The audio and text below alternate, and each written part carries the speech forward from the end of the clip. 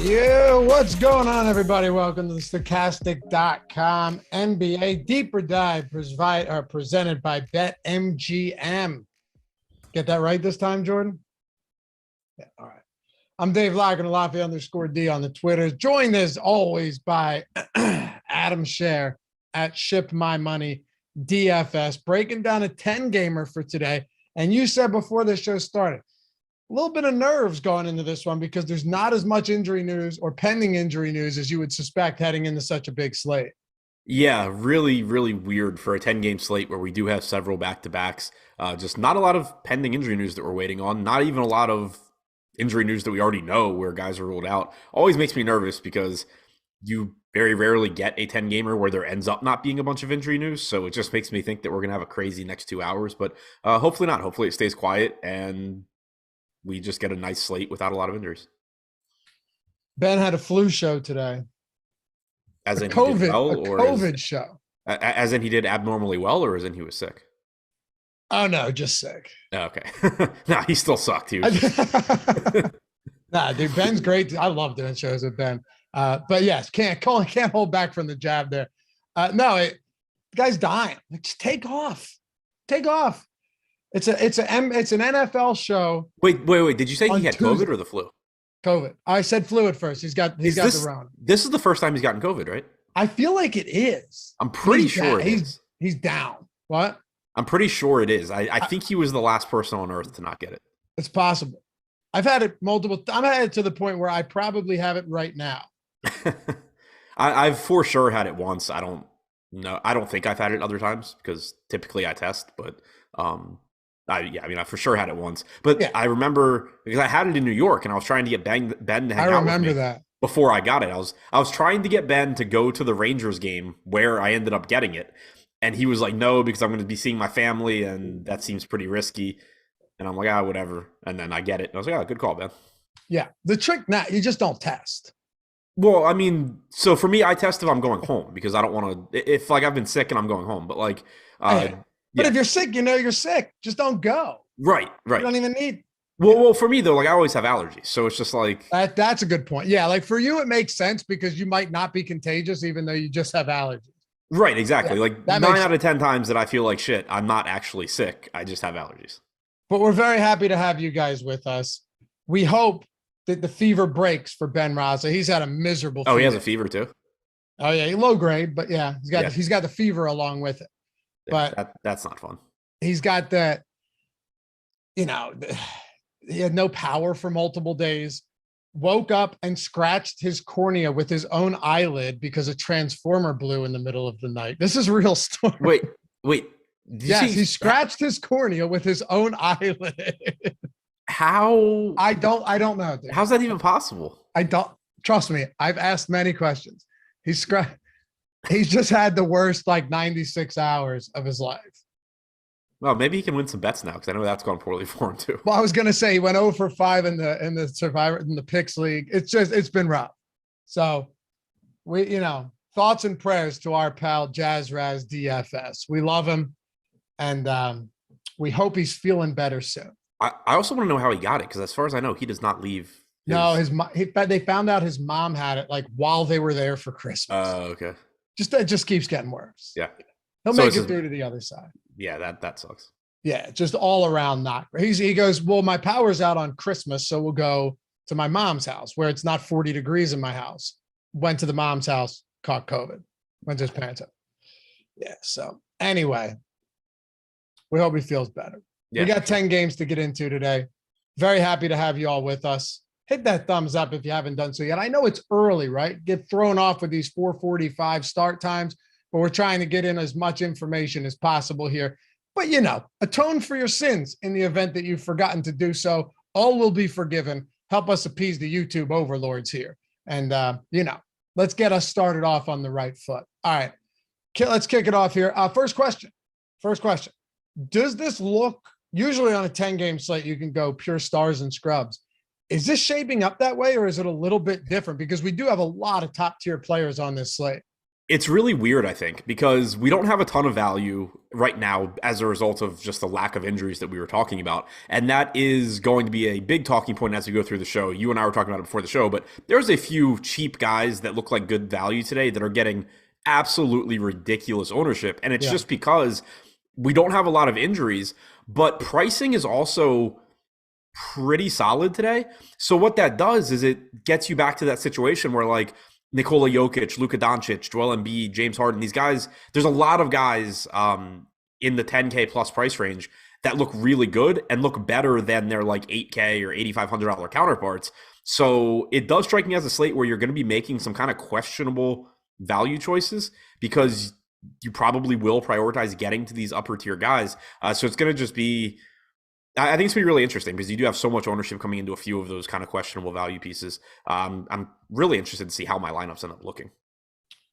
Over under, always bringing positivity to the chat, typing, quote, we're trying to get as much info as NBA info as possible while spending 6 minutes talking about COVID. Yeah, pal, that's why we started 15 minutes early. Yeah, we only did 6. I mean, we could do another 10 probably. Yeah. Should we start talking about The Wire? Yeah, why not? that can last a good hour. That'll take us to 6. I was honestly surprised by Harden's ownership at 9,500, seeing 6% until you start looking at the available value, and then it kind of makes sense. But he's not the only one either. There's a lot of them at certain price points where you go, man, thought on a slate like this they'd be higher on. Let's dive into it though. Lakers at Orlando. Lakers, how the tides have turned. 3.5-point dogs against the Magic, 236.5 point total. We'll start from the top here. LeBron James, just one of many top tier options. Of course, Anthony Davis sidelined for a significant period of time now. At high single digit ownership, no less, around 9.5, almost 10%. Does LeBron stand out to you as somebody that might be a somewhat pay up to be contrarian play here? Yeah, I mean, he looks similar to a few other guys but in this price range, but he's a little bit more expensive than the guys that we're going to talk about as well. But 10% ownership for him without Anthony Davis, certainly reasonable. Good matchup here against Orlando. Should be a high-scoring game. Has about a 237 total, 117 implied total for the Lakers, so that looks good. Certainly happy to get to LeBron, but I think he projects pretty similarly to some other guys in that range that are actually getting a little bit less ownership. One thing that's nice about him is that he is small forward, power forward, as opposed to being a guard or a center. So there is just a little bit less opportunity cost there. But yeah, he just looks pretty similar to a lot of other guys. What about the rest of the Lakers then? You got Pat Bev coming in with a little bit of ownership. I think the only new, really, Dennis Schroeder was on the injury report, but he's probable to play. So you're not getting any real injury plays opening up here based on anyone being out. Because obviously with Anthony Davis sideline, most of these price points have corrected since he was out. Yeah, there's not a ton else that stands out here. You have Thomas Bryant at 5,900 coming off of that really weird Christmas Day game where he played like 15 or 16 first half minutes, but then didn't play it all down the stretch. You got some LeBron minutes at center. Somebody in chat supposedly claims to have run into Thomas Bryant at breakfast this morning. We coerced him into asking him what happened, and Thomas Bryant said that he's dealing with a shoulder injury, but also that Darvin Ham was just pissed off at him and didn't play him down the stretch. Long story short, I still projected 28 minutes for Thomas Bryant. We've seen him playing north of 30, or at least, around 30 in these previous starts. That makes him look fine, but not like any sort of a priority since that price tag has come up and there's no shortage of mid-range center options today. If you want to take some shots on Russell Westbrook, getting a few more minutes at 7,200, certainly a reasonable thing to do at 3% ownership, but you can't be very comfortable with it. His playing time's been down a bit recently. Part of that was, I think, last game because the game didn't really come down to the wire. You lost a few minutes from Westbrook, but the upside you're getting. It's just a matter of how many minutes is he going to play now that you do have Schroeder and Beverly and Walker and Reeves all active.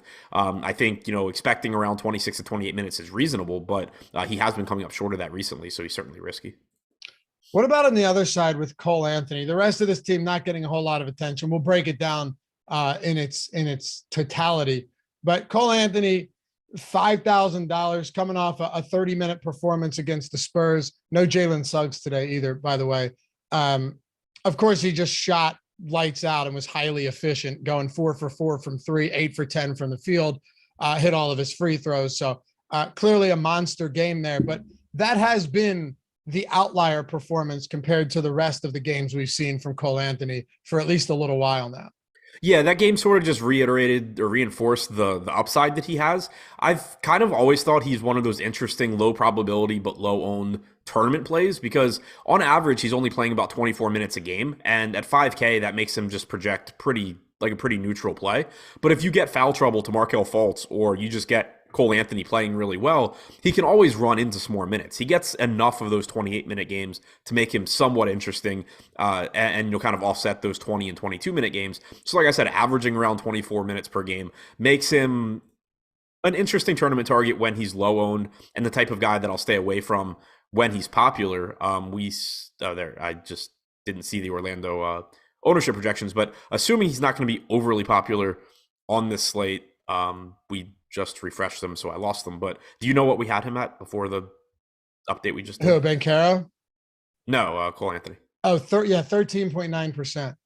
Okay, yeah, I mean, that seems a little high to me. Like, I get it, though. I have him for about 26 DraftKings points at 5K on a slate without a ton of value, so makes some sense getting there. I think you can take shots on Markelle Fultz at 5,900 as well, but, that is a $900 price increase off of Anthony. Any of Fultz, Wagner, Banchero, I think are reasonable tournament plays, but don't really stand out. All right, let's move on then. Philly laying 5 against Washington, 225.5 or 225 total here. I mean, this is just one of those spots where recently Joel Embiid and James Harden have been running, like not just running the show, but I mean, carrying the entire load for Philadelphia. The thing about Joel Embiid, if you're looking on DraftKings, is, he's what, $500 less than Nikola Jokic in a game. What is it? Yeah, he's 10-9. Jokic is 11-4. That game has a 239 total. So we could get into that. It's no surprise that Jokic's ownership is considerably higher than Joel Embiid here. Joel Embiid coming in at 6%. James Harden still sub 10K, coming in at 6.5%. Look, he's second in the league in potential assists this year. He's averaging almost 20 potential assists per game since he returned from the injury. There's still no Tyrese Maxey on the floor. But the biggest thing that I'm curious to get your take on how you kind of put all of this together. If this game's close, Harden's playing another 40 plus minutes, which is just crazy to see at this stage of the season. Yeah, exactly. He's averaged 38 and a half minutes per game in the games he's played with Joel Embiid. In competitive games, you're frequently seeing 40 plus minutes, and he's averaged 1.35 DraftKings points per minute in those games as well, about 1.3 FanDuel points per minute. So he projects really well for me here, not getting much ownership, 6%. We have him with a 10.5% chance of being optimal on DraftKings. I think he looks like a really good option. Similarly, I think Embiid's going a little bit under-owned, but the issue with Embiid is it's just more difficult to get him into lineups because you do have a lot of really strong mid-range centers. You also have Nikola Jokic, who's not that much more expensive than him, like you said. So Embiid looks like someone that is going a little bit under-owned at 6%. But in most lineups, if I'm getting to that price range, I'm going to play Nikola Jokic. But at the same time, I don't think you should be getting like a 4-to-1 ownership discount going from Jokic down to Embiid. So he makes for a good contrarian tournament option, but I would expect to have more exposure to James Harden across all of my lineups just because he is going to be a little bit easier to get to since he has multi-position eligibility and he's less expensive. Yeah, 9,700. Solid enough usage rate, amazing assist rate. You know, you're just going to continue to see him dishing out dimes at a ridiculous clip. So 6% looks pretty nice there. The rest of Philly starts to fall off a cliff. I mean, the whole team is pretty under-owned or low-owned. Is there anything worth talking about, like digging deep here for a Melton or anybody else? I don't really think so. I mean, Melton and Harris would be the next two pieces. You should get mid-30s minutes from both guys, assuming they avoid foul trouble. But the problem is just that they're such low-usage guys playing with James Harden and Joel Embiid. In the games that Harris has played without Maxey, but with Embiid and Harden, his usage rate's like 17.9%. Melton in the games that he has started in place of Maxey, where Harden and Embiid have both been in, has about a 16% usage rate. So they are just taking, even though they're playing a lot of minutes, you really need them to be efficient, or you need, D'Anthony Melton to run into a bunch of steals. They're playing enough minutes where there is a path to them having big games, but they're priced expensive enough where it's just really difficult to get to much of them. And then a guy like George Niang, it's basically, if he goes out there and takes 10 threes, you need him to hit 6 of them to get you. Right. Yeah, like Niang, I guess, is mildly interesting just because he's 3,600. He's getting 1% ownership. We haven't gotten there yet, but when you have guys like Pokusevski pulling 40% ownership and Sohan approaching 50%, yeah, those guys certainly project better than Niang, but they also kind of suck. So, it's reasonable. Basically, their ownership is telling you that paying down in that spot is really useful in roster construction. So from that standpoint, it's kind of appealing to gamble on Niang and just hope that he shoots well. But also it's, George Niang on a 10-game slate. You really can't get to that much of him, I don't think. Yeah, agreed. A little bit fine. He's only, 0.9% owned right now anyway. Washington on the other side. I mean, this game in general, look, it's a pretty slow-paced game. 225 total isn't, absurdly low, but is Washington a team that anybody pops now that they're essentially healthy across the board outside of Denny Avdija being questionable? No, I don't really think so. I think Porzingis on FanDuel looks pretty good because he has power forward eligibility in addition to center eligibility, so there is less opportunity cost there. He should give you 34 plus minutes. He played 34 and a half last game in his return. He's been about a 1.3 fantasy point per minute guy with Beal and Kuzma active, so the upside's certainly there. There is some foul risk, of course, dealing with Joel Embiid on the other side, but the upside's there for Porzingis. Should be a little bit easier to get to on FanDuel, but you have the rising price tag on Kuzma that is difficult to get to, I think. Beal at 7,800 is pretty cheap, but also with Kuzma and Porzingis active, you've seen him take a backseat in terms of usage, just a mid-20s usage rate this year. He's been involved as a playmaker with a mid-20s assist percentage as well, but that really only gets you so far at that price tag. So I think it's tough to really prioritize any of that. If Denny Avdija is out, I don't think it really moves the needle too much. You probably get a couple of more minutes for Rui Hachimura. I do think he is a somewhat interesting tournament pivot in that price range as well. Rui's pulling 6% ownership at 4K. Again, guys like Jeremy Sohan and Alexei Pokusevski are going to project better than Rui, but I think there's a very good chance that you get 24 minutes from Rui and 24 minutes from Poku. I think that, Sohan overall as a starter this year has only averaged 25 minutes per game, even though he's been playing a bit more recently. So I don't think it's crazy to go to a lower owned Rui, kind of hope to run good. If Avdia is out, I think Rui becomes even more appealing. He's coming off of a game where he played 27 minutes, so we shouldn't be concerned at all about him being on a minutes limit. It's really just a matter of Washington has a ton of bodies right now, especially if Avdia is in. But last game, Will Barton caught a DNP even with Avdia out. So I do think that Rui's minutes are pretty secure here. And if Avdia's out, you're likely seeing him in that like 26 to 28 minute range again. Let's talk about Houston and Boston. Move this one forward here. The Celtics 14.5-point home favorites, 230 total.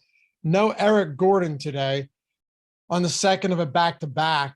I mean, what is it? Martin and then starting, and then we have Eason at 8%. He only played, I think, 21 minutes in that last game that Gordon was out. We have Şengün at 18% today against the Celtics.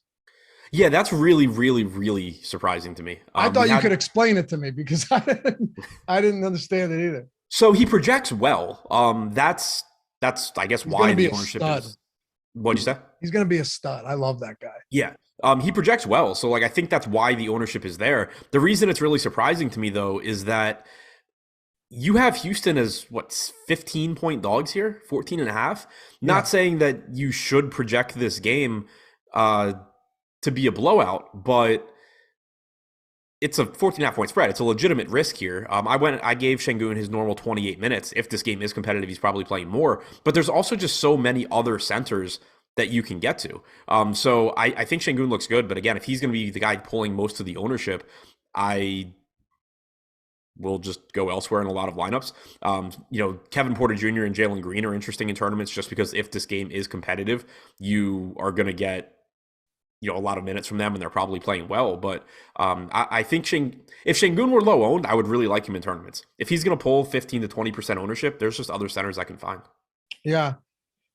Tied for the lowest total on the slate are the Houston Rockets as well. Are there any guys outside of Şengün here? Like, I mean, that Green always has the ability to just start ripping off double-digit threes and start hitting them. But this is not an easy matchup. They have a low total. They're 2 touchdown dogs for a reason.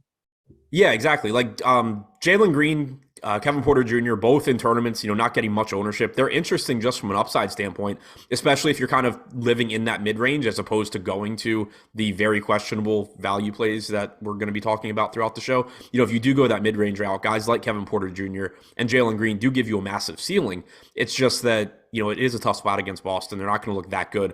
Tari Eason pulling 8% ownership, 3,800. He's another reasonable power forward pivot away from the Sohan and Pokusevski type guys. I think you project him for 20 to 21 minutes, but he is someone that would benefit from blowout run. And this is different than what people ask a lot of the time when you see a spread like this. You're not just trying to play end of bench guys because they might play the fourth quarter in a blowout. Tari Eason in a competitive game would play like 20 to 21 minutes. And at 3,800, he still has a path to success because he's a good point per minute guy. But he's someone that, normally is going to play 20 to 21 minutes. If this game did blow out, you could easily get 24, 25 minutes instead. So there's multiple ways for him to get there. At low ownership, he does seem somewhat interesting to me here as a pivot away from those more popular guys. Obviously, some blowout concern in this spot on the other side with the Boston Celtics. I'm not shocked that there's not a ton of ownership coming to this team, but who knows? In the off chance that Houston keeps this close, does this end up being a spot where maybe we wish we did have some of these players against the 28th ranked defense this season, or is it one of those spots where you can kind of easily get away from for the most part, just given how many other games we have on this slate that could do the same thing? From the Boston side? Yeah. So I think they're a really, really good tournament team.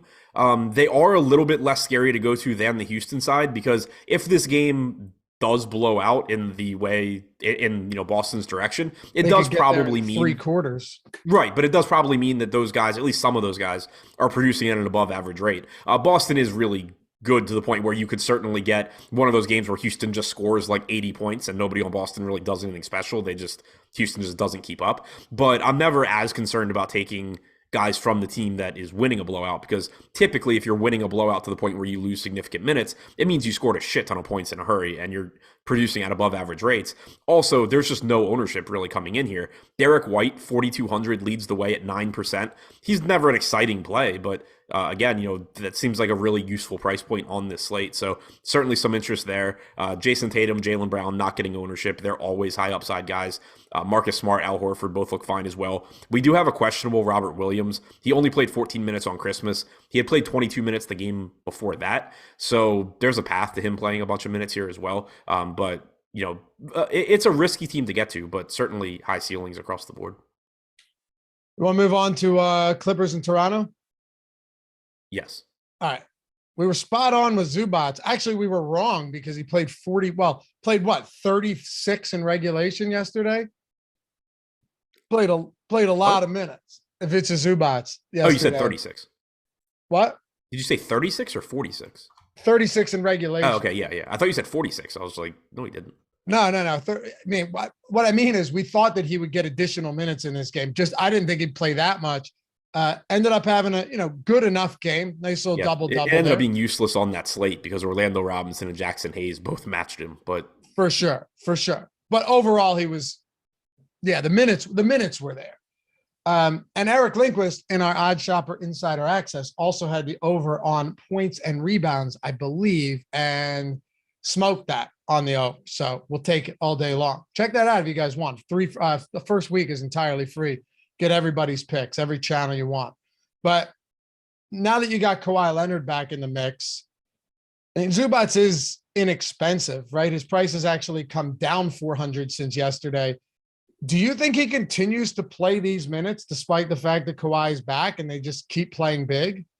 I went 28 minutes today as opposed to the 30 or 32 I went to yesterday. I still think at 4,600 he looks reasonable, but I do think he loses a couple of minutes here. I think he loses a little bit in the way of production as well, just because of Kawhi being back. But certainly somebody you can get to at 4,600. Value not great on this slate. Center is a strong position, but Zubac's only pulling 8%, so still interested, just not as interested as I was yesterday because I do think he's likely to lose a couple of minutes. He's averaged about 27 to 28 minutes in the games that he's played with Kawhi and George this year. You're likely to get Nicholas Batum just moving into the spot, into the backup spot and playing around 20 minutes off the bench behind them. So the minutes probably less than yesterday, but they don't have to be. I mean, he certainly could play 32 here. I just know for the season he's averaged around 27, so I cut him back to about 28 minutes. But there is certainly plenty of upside for him still at only 4,600. By the way, I'm paying attention to this game yesterday, watching football as well. And I look at it and they're down like 15 with 2 minutes to go. I'm like, fuck yeah, George isn't going to get there again without Kawhi.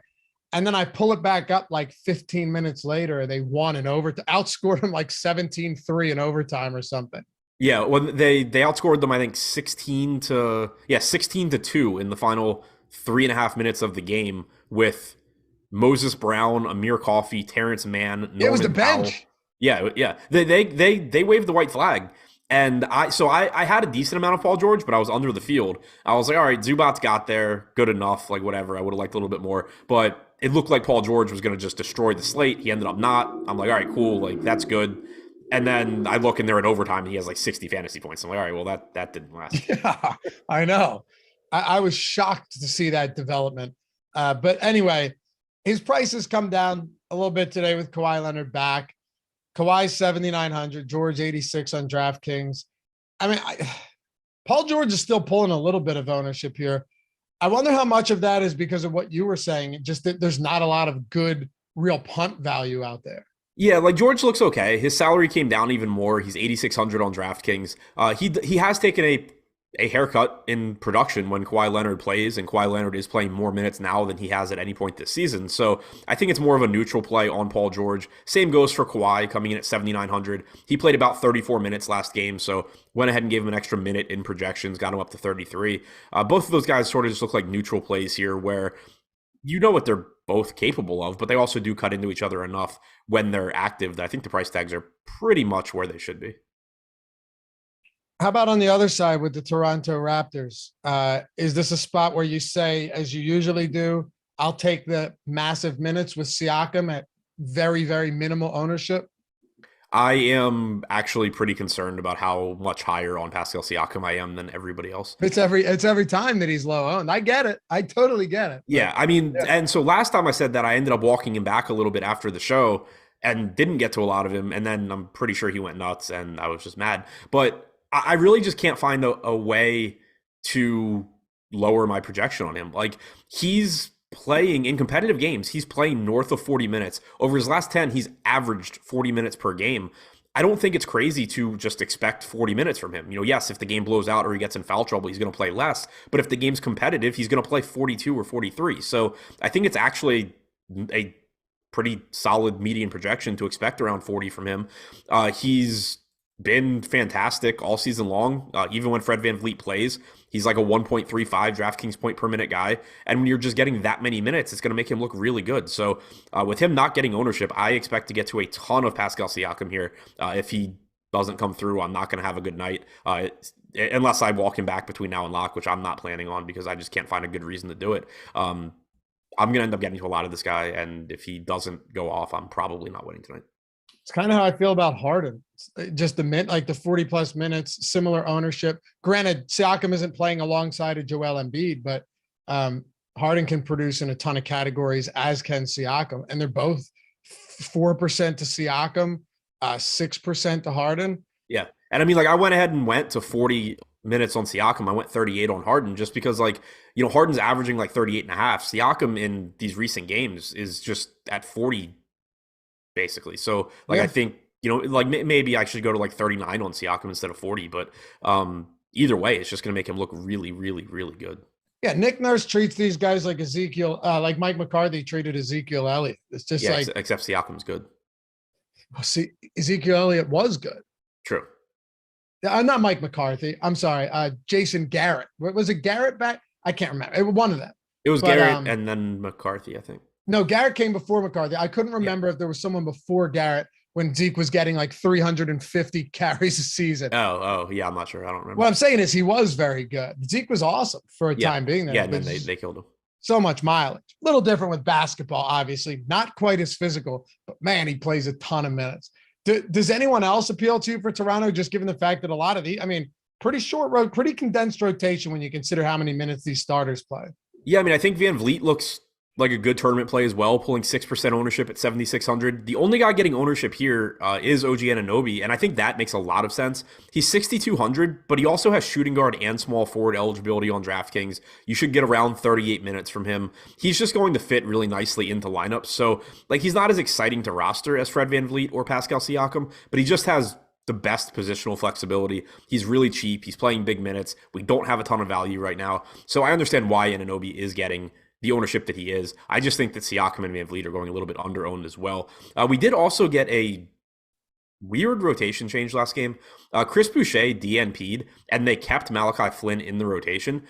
With Gary Trent coming back, they left Hernan Gomez in the starting lineup. I had expected that you would see Flynn go back to the bench for the most part and Boucher keep his minutes, but they did keep Flynn in the rotation. He's 3,200. I don't have any real confidence in him, but if he plays 20 to 22 minutes, he's kind of interesting if no other value opens up, I guess, in like your largest field tournaments. Here's a fun super chat from Ben Anthony. Playing one lineup on DraftKings, who are the top values? Well, right now, Jeremy Sohan and Pokusevski, but that's from an ownership perspective. If you sort our projections by value, the answer is Sohan and Pokusevski, which feels absolutely disgusting. I think it makes sense, but I'm not sure that's where you want to be at that high of a clip. Right. Like, I don't disagree with it from a point per dollar standpoint. Right. But also, like, the ownership is massive. It's a range of outcomes thing. Like, it depends what you're looking for in your lineup. If you have, like, for me, if I'm playing Pascal Siakam, there's no real reason I can't play Sohan or Pokusevski, because at that point, it's just if Pascal Siakam does well, I really just want the best projected plays around it. But if you're going with, more popular guys at other positions, then that's when you want to consider going to, your Rui Hachimura type pivots or your Tari Eason type pivots. So it really depends on the ownership of what else is in your lineup. But I do think the best values right now are probably Sohan and Pokusevski. I also think that they are going very overowned. Dude, I had some Robinson, TJ Warren lineups last night that early on I'm like, oh, we're in business. But it allowed me to get, because there weren't really the 10K plays. So it allowed me to get, Tyler Hero. I thought, all right.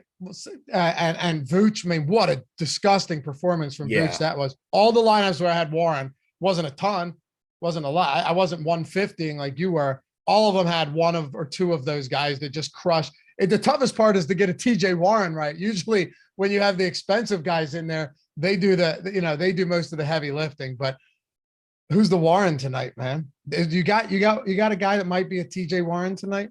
Rui. Yeah. But yeah, no, I mean, I was on the same boat as you. So like when I initially got my lineups in, I had 100% Orlando Robinson. I had a ton of Joval. And then we get the Orlando starting lineup. So I cut back to like 18 or 20% Orlando Robinson, which obviously hurt. Then we get Javonte Green being out. So I gave Vooch a couple of extra minutes, go from 42% Joval and like 15% Vooch to like 35% Vooch and 15% Joval. Just like every late swap I made yesterday based on news just put me further and further behind. It was rough. Yeah. All right. Let's talk about Atlanta and Indy. By the way, talking about the ownership tools, talking about the boom bust tool, you hear us mention all of that, the Fantasy Cruncher add-on, the lineup generator more specifically, just given that if you take advantage of the 3 free days here for NBA, all of our NBA tools, ownership projections, player projections, boom bust tool, NBA lineup generator, all of the other data, projected stats, everything, all that stuff built by Awesemo himself. You remember Awesemo? Yeah. Alex Baker, 3 free days, no strings attached. And the best thing about this, compared to like football, when you do something like a 3 free day trial, you're getting basketball every single day. So you do it on a Tuesday, you're getting Tuesday, Wednesday, Thursday. You can really try out all of these tools, get a good feel for it. Use the new lineup generator, check out the late swap, see how you can export everything to CSV, build different lineups with the lineup builder. If you're a hand builder, million different ways to do it, to take advantage of our tools, whether you're playing 150, of course, or if you are hand building, playing 3-5 max, whatever it is, all the tools free for 3 days. And if you don't like it, you can bounce. We'll refund your misery. $0 exactly. Links in the description though. Link is in chat. Throw that link in chat for me too, Jordan. Just if anyone wants to check out all of our tools, maybe join the community, join the Discord as well. All right, keep it moving here. About to get a little bit interesting now. We'll talk Atlanta, Indy. Indy just got their doors blown off by a skeleton crew Pelicans team yesterday. Now they come back home to host the Atlanta Hawks. Okongwu with Clint Capella out. I think that's the clearest spot to start. You mentioned earlier, there is a lot of like mid-range, lower mid-range center viability. And then at the top, there's a lot too, even if you're talking about some of the low-owned options. How does Onyeka Okongwu slot in for you today? He's pulling 27%. I think he looks good. I also think he's going over-owned. It's just another situation where Okongwu does project well. He's likely to play 32, 33 minutes. We saw him play like 40 in the last game he started, but that's not what typically happens with him. He's likely to give you 32, 33 minutes, get 0.9 to 1 fantasy points per minute. He projects as a good value. I think the ownership he's getting is a little bit too high relative to many other guys you can go to, whether that's Steven Adams or Mitchell Robinson or just a lot of other guys, Zubats.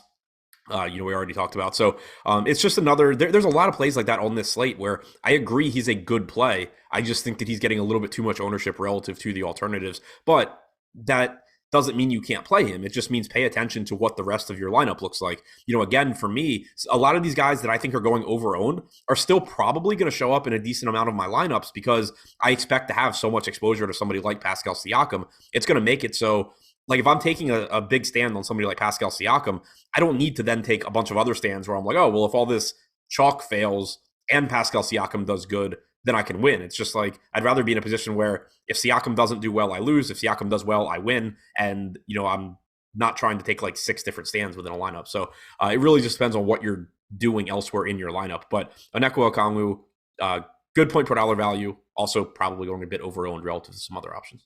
What do you make of Trae Young today? Just, obviously not pulling a ton of ownership, around the same price as Harden. In the games he's played, with Murray, 1.3 DraftKings points per minute, 34% usage, 43% assist rate. So still like not bad numbers, but is that enough? Are those rates good enough at his price point for such a big slate with such little value? I think that from a tournament standpoint, they look good. The problem you're going to run into is that Tyrese Halliburton is less expensive. Trae Young is similarly priced to Harden, who projects, I think, a little bit better, or projects a little bit better, at least for me. You also have John Morant on the slate. You have Gilgeous-Alexander. You have Siakam at the same price point, different position. But it should be a very high scoring game. This game has about a 240 or 238 total. Trae Young should play around 36 minutes. He's like a 1.35 fantasy point per minute guy in a good spot. So Trae Young looks good if you can get there. DeJounte Murray is interesting too at 8,300. Not the same point per minute production as you get from Trae Young, but you are saving $1,500 on a slate that doesn't have a ton of value. He's another one where if you do end up going a little bit more mid-range, a little bit more balanced, you are still getting a really high ceiling from DeJounte Murray. Even if he's not going to hit it all that often, he's still a really, really good player that's playing a ton of minutes in a good spot at one of the lower salaries that we're going to find him at and not much ownership at all. There's a lot of these guys tonight, like tournament viable guys in this exact same price range. Yeah. I do think the DeAndre Hunter news is actually really interesting here for a couple of reasons too. So I think John Collins at 5,400 is a really good play. I'm actually disappointed that he's pulling 20% ownership. I was hoping he'd go a little bit overlooked. In the last game, so 2 games ago when Capella was out, Collins started at center. The last game, the most recent game that Capella was out, Okongwu started at center. Frank Kaminsky played like 4 to 6 backup center minutes. Other than that, John Collins got the backup center minutes. So I think that you're mostly going to get John Collins as the backup center here behind Okongwu, which is very, very good for his point per minute production. His usage rate typically increases when he's playing center. His rebounding rate increases when he's playing center. And he's not on any sort of a minutes limit. He played about 30 minutes last game, lost some run to garbage time. I projected about 30 minutes here, but certainly could play more if this game's competitive, and nobody should be surprised. So I think John Collins looks really good, but if DeAndre Hunter is out, I expect Bogdan Bogdanović to move into the starting lineup. He's going to look decent one way or the other. Like moving into the starting lineup, he gets a couple of more minutes, but also, is playing more minutes alongside both Young and Murray, so his rates come down. What ends up being kind of interesting, though, is if you're taking DeAndre Hunter's minutes out of this rotation, there's 2 ways that Atlanta can go. One is that they do use John Collins as the backup center. They give more minutes to AJ Griffin. They give more minutes to Jalen Johnson. They certainly can go that route. The other way, though, would be that John Collins plays all of his minutes at the 4, and Frank Kaminsky is the backup center. Kaminsky is 3K on DraftKings. He is center only, so there's not as much value there. But if Hunter is out, I wouldn't be surprised if you did get 14 to 16 minutes from Kaminsky. Again, not anything that's super exciting there, but would be at least worth considering if we knew he was going to get backup center minutes. So if Hunter's in, I'm not going to Kaminsky. If Hunter is out, I'm still probably not really going to Kaminsky, but he's at least worth considering if you want to roll the dice. Let's talk about Indy then. A lot of good stuff from Indy, I think, particularly Miles Turner and Tyrese Halliburton. Halliburton's only 9K, coming off of an absolutely awful game yesterday. But the whole team was off. I was You can't put any stock into how he played yesterday. I like the fact that he averages 20 potential assists on the year. It's pretty right. We're in late December, and this guy still has like a 50% assist percentage. It's insane. $9,000 price tag, really cheap in a good spot here against Atlanta. Only projected for 15% ownership, just looks really, really good. I think that he's going to end up being a key part of a lot of my lineups. And then Miles Turner at 6,300, also just too cheap of a price tag. He's pulling 12.5% ownership. This is a guy that is typically going to play around 30 minutes. He averages about 1.2 DraftKings points per minute. Just looks really, really good here and is getting modest ownership. Buddy Hield in tournaments, at 6K is always going to be viable. Andrew Nembhard's pulling 15% ownership. That one to me is kind of weird. Like, I understand it because he's likely to play around 30 minutes at 4,400, but he takes a huge hit in terms of production when he plays alongside Tyrese Halliburton, and that makes a lot of sense. We saw these big games from Nembhard when Halliburton was out, but with Halliburton out, he's taking on a bigger role as both a scorer and a playmaker. In 450 minutes alongside Tyrese Halliburton this year, Nembhard has only averaged 0.68 DraftKings points per minute. So I don't love the ownership coming into him. I think that Derek White getting like half the ownership is a very obvious pivot away from him. I think that there's other routes you can go as well. What about Turner, just given the depth at center today, still pulling double-digit ownership, $6,300 against a Capella-less Hawks team? Yeah, I like Turner a ton. I already talked about him, but I really, really like I had to let the dog out of it. The dog was starting to bark. I had to mute myself, get up, and it's a whole thing. But okay, so yeah, so I do like Turner. One other really interesting rotation piece with Indiana that I don't really know what to make of it. Jalen Smith is $4,000 on DraftKings, so he's the same price point as your Sohan and Pokusevski chalk. Typically, recently, Jalen Smith has been the straight backup to Miles Turner. So you would project like 30 minutes for Turner, 18 for Smith. But if Turner gets in foul trouble, those minutes are going directly to Jalen Smith. Yesterday, we actually saw Isaiah Jackson steal some minutes. So Jalen Smith didn't get all the backup center minutes. It does concern me, but also there's a decent chance that if Jalen Smith plays well, that Isaiah Jackson just DNPs tonight like he had been. So I do think that at 4% ownership, Jalen Smith, not in Miles Turner lineups, but Jalen Smith's another just interesting large field pivot because frequently he's going to end up not being a good play because either Miles Turner plays, a bunch of minutes or Jalen Smith plays bad or Isaiah Jackson stays in the rotation. But I think he's going to be a good play often enough that at that really modest ownership, getting like 1/10 of the ownership of somebody like Sohan, that he's going to come through often enough to be a good tournament play in large field tournaments. You see my comment about you in chat? No. No. Deeply closeted. Remember the Norm Macdonald bit on Conan? Vaguely. Oh, you don't? It's like the thing that people don't know about me is I'm a deeply closeted gay man. And they're like, you are? I do kind of remember. It's like, no, I'm. He's kind of like, you're gay. He's like, no, I'm not. Said I'm deeply closeted. Dude, that was one of the best Norm Macdonald bits ever. If you guys haven't seen it, please go and watch that. It's one of the great. Just look up deeply closeted Conan O'Brien, Norm Macdonald. I can't believe you don't remember that. I mean, I remember it now that you mentioned it. I have a horrible memory for this. I know. It's okay. Avi, what's up, man, with the super chat? If Sabonis is out, and he didn't go through shoot around, by the way, he said he's going to play through it if he can tolerate the pain. We'll see. Seems unlikely today. If Sabonis is out, what's Sacramento center on FanDuel? All right. Well, we're going to get to that, but I suppose if you just want to hit it now, since he super chatted us, that works too. So Alex Len worked with the first team in practice yesterday and in shoot around today. So he's the most likely starter here. The concern that I have about getting too excited about him if Sabonis is out is that you also have Rashawn Holmes, you also have Keta, you also have Metu.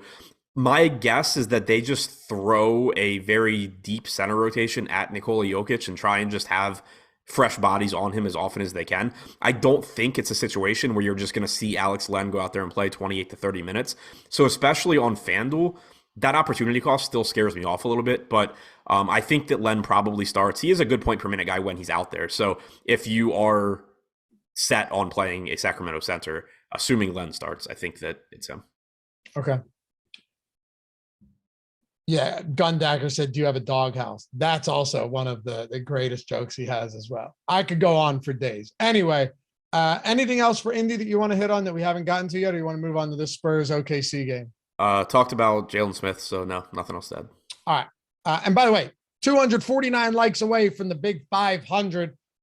With 2,300 people watching, there are certainly 249 people who simply forgot, and we don't hold it against you. But now you know. If you want to take a single second, show a little love here with the new year approaching, hit that thumbs up, get us north of 500 so we don't have to sick the dogs on you.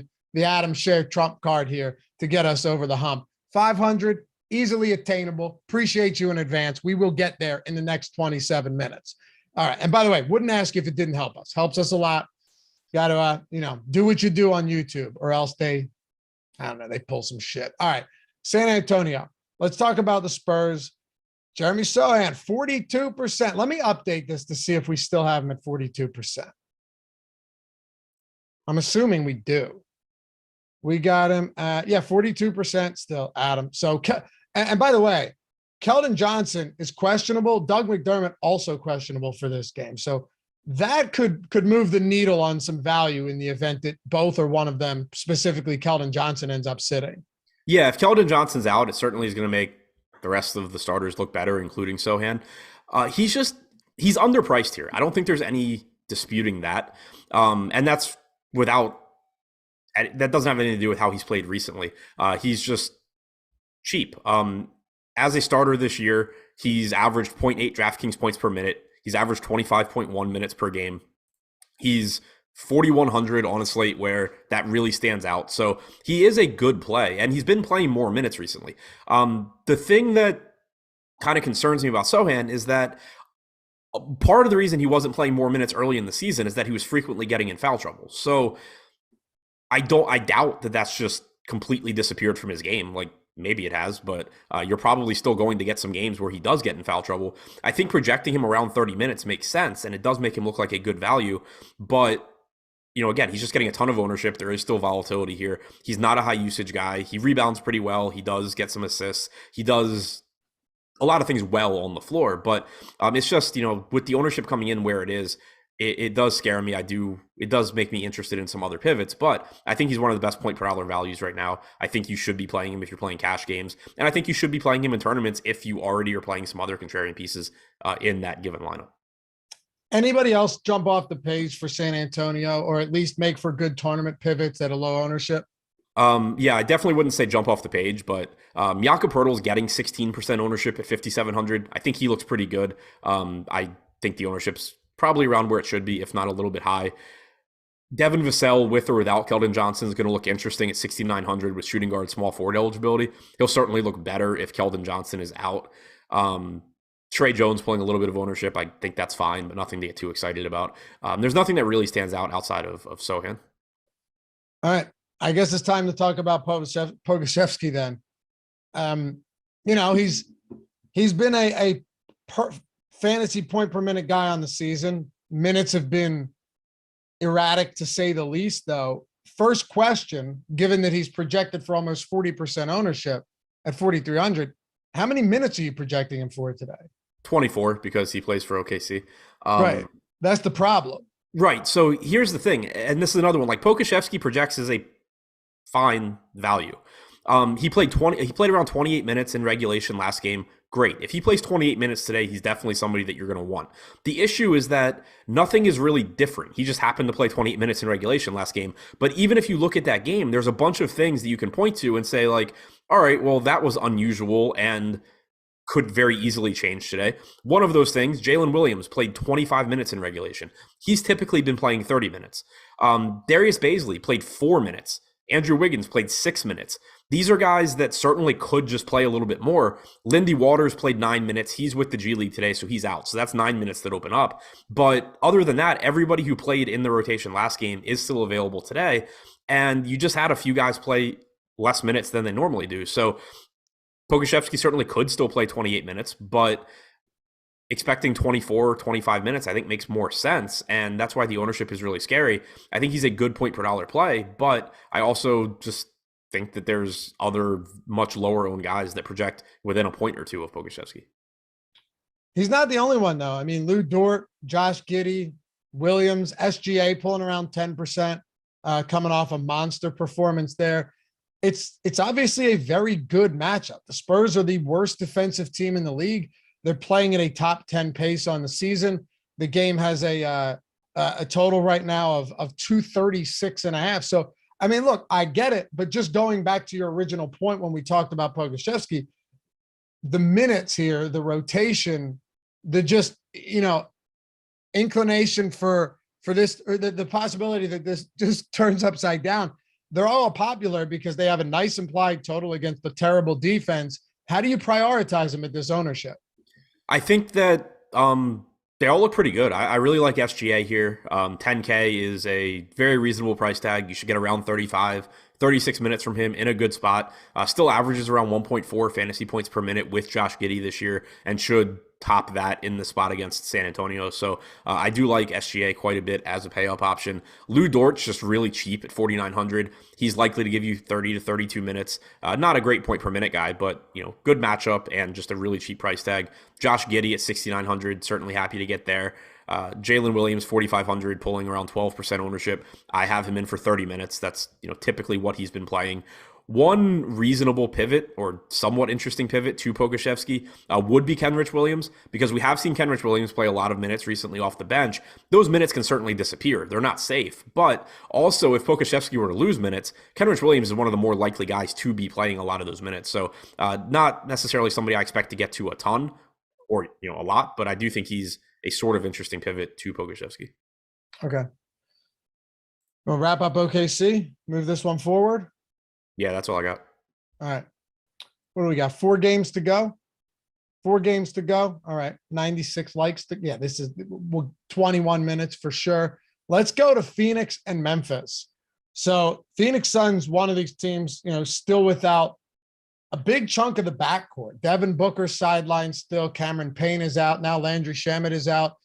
How does that play into what you plan on doing today when we're talking about a Phoenix team that, they're pretty, what are they? 8-point dogs against a good Memphis Grizzlies team. DeAndre, all of them, none of them are straight chalk on this slate, but you've got 5 Phoenix players that are all relatively popular. Yeah, and there's some value here too, and it's not getting near as much ownership. This is a team where you have a couple of guys that, sure, they're not safe, but they should probably be getting similar ownership to Pokusevski and Sohan, just based on their opportunities. One is Damian Lee at 4,400. I'm expecting that he starts in place of Booker since Landry Shamet is out as well. You're probably going to get around 32 minutes from Lee. He's not a great point per minute guy, 0.7, 0.75 fantasy points per minute. He's not a high usage guy. He's still going to have to contend with DeAndre Ayton and Chris Paul and, Mikal Bridges for usage, but he projects similarly, at least for me, to Pokusevski and Sohan, a little bit behind them, but he's getting, 1/3 the ownership. So I think that he's an interesting tournament pivot. Also, Josh Okogie with small forward and power forward eligibility. I'm expecting him to play mid-20s in minutes here because of the positions the minutes are available at. Chris Paul is active, and Dwayne Washington has played a total of 2 minutes alongside Chris Paul this season. Could they play a couple more minutes alongside each other here? Sure, but I would be surprised if Dwayne Washington is the guy that steps into a bunch more minutes just because he's essentially the backup to Chris Paul. I think it's more likely that you see more run from Josh Okogie and you see Ish Wainwright enter the rotation. If Okogie plays around 24 minutes, this is a fantasy point per minute guy this year. So I think that he's, another guy at 4K where, sure, he doesn't project quite as well as Sohan or Pokusevski, but there is still significant tournament upside there. He's another one too, like Tari Eason, where you're not expecting this game to blow out, but if it does, you probably just get Josh Okogie playing through the fourth quarter anyway. So that's another path to him getting there. I like him in tournaments at much lower ownership than Sohan and Pokusevski as well. Then you get to the actual NBA players, or normal players. Chris Paul getting 15% ownership at 8K, sure, makes sense. Should play around 35 minutes, sees some increased production without Devin Booker. DeAndre Ayton pulling 17% ownership, sees a bump in usage without Booker as well. Those both make some sense. I'm surprised that Mikal Bridges isn't getting more ownership. We only have him getting 4% ownership here at 6,400. We mentioned OG Anunoby getting 16% at 6,200. I think Anunoby makes sense, but also I think Bridges probably should be getting a little bit more. There's a real chance that he plays around 40 minutes here or more if this game's competitive, because he's somebody that could very easily just soak up some of those vacated minutes, and they have no issue playing him a ton. So I think Mikal Bridges may be going a little bit overlooked in tournaments. Okay. Last thing, I know you talked about it a little bit, but do you anticipate somebody like Washington seeing decent usage as he did on Friday when he got up, 15 field goal attempts in 19 minutes, or is that just a clear outlier here? Because he's minimum salary. I think he's going to get decent usage. My question is just how many minutes he's going to play, because they haven't played him alongside Paul this year. That doesn't mean that they can't, but they haven't gone that route yet. Even he didn't play last game, but the game before that, he was just playing he's been playing as a backup when Cameron Payne is out. So I think that he gets enough minutes at 3K to be a viable tournament option. but I also have a harder time giving him a bunch of minutes than I do somebody like Josh Okogie. Yeah, that's fair. At minimum salary, though, probably worth a shot. I mean, he's pulling a little bit of ownership too. It's not like he's being overlooked entirely, especially not at that price point on a slate that's pretty devoid of value. On Memphis, look, they're healthy. They're one of the few teams that is just at this stage of the game fully healthy, and that's going to drive ownership through the floor on a slate like this. Yeah, and it just makes it so there's not much from Memphis that looks good. I think Ja Morant at 10-3 is still playable. Obviously with Desmond Bane being back and presumably playing a few more minutes tonight than he has been, that cuts into Ja Morant. I think that SGA looks a little bit better. I think Siakam looks better, but Ja Morant's still got a massive ceiling here. He's only 10-3. He's not getting any ownership, so I don't mind getting some of that in tournaments. Steven Adams at 5,200 is one of those center pivots that just isn't getting ownership, and I don't think is that different than somebody like Onekwa Okongwu. So I think, Steven Adams looks reasonable. Outside of that, though, I have a very difficult time getting to anything from this team. All right, let's talk about New York Knicks and Dallas then. There is some significant news here because we're still waiting on Jalen Brunson's status, unless that came out in the middle of the show and I just missed it. But I don't know, it hasn't.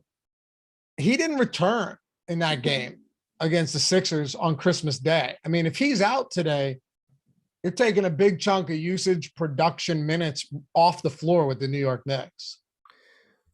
Yeah, exactly. So I just wanted to mention, because I just saw it in chat, Ryan Houston said 3K flat. He doesn't need a ton of minutes if he starts, assuming that's talking about Washington. If Dwayne Washington somehow starts, play a ton of him, because that would signify they're going to play him alongside Chris Paul. He'd be the best value play of the slate. Yeah, if he starts, just forget everything about him not playing alongside Chris Paul, because he's clearly playing alongside Chris Paul. He might have been talking about Len too, so I'm not sure. But just to put that out there, one way or the other. I think he was talking about Washington because it came in at the same time that we were talking about him. So. Yeah, that's what made me think it was Washington. But either way, just keep that in mind. Like, if you get news Dwayne Washington starting, just jam him into like as many lineups as you can. I'm just not expecting that to be the case. As far as the Knicks go, I think there's several pieces here that look good. Jalen Brunson, 7,400. If he's in, he's playing a lot of minutes with this condensed New York rotation, and his price tag just really hasn't adjusted. So he's going to look, I think, like the best option on the Knicks if he plays. If he doesn't play, you're likely to get Emmanuel Quickley in the starting lineup at 4,700. That's good for his playing time. It's not good for his per minute fantasy production, because he is much, much different when he shares the floor with Julius Randle. Only averages around 0.75 fantasy points per minute, whereas he's over a fantasy point per minute without Randle. So it's somebody where, the projection is going to increase a little bit because he's getting more run, but you do have to keep in mind that the usage is going to come down.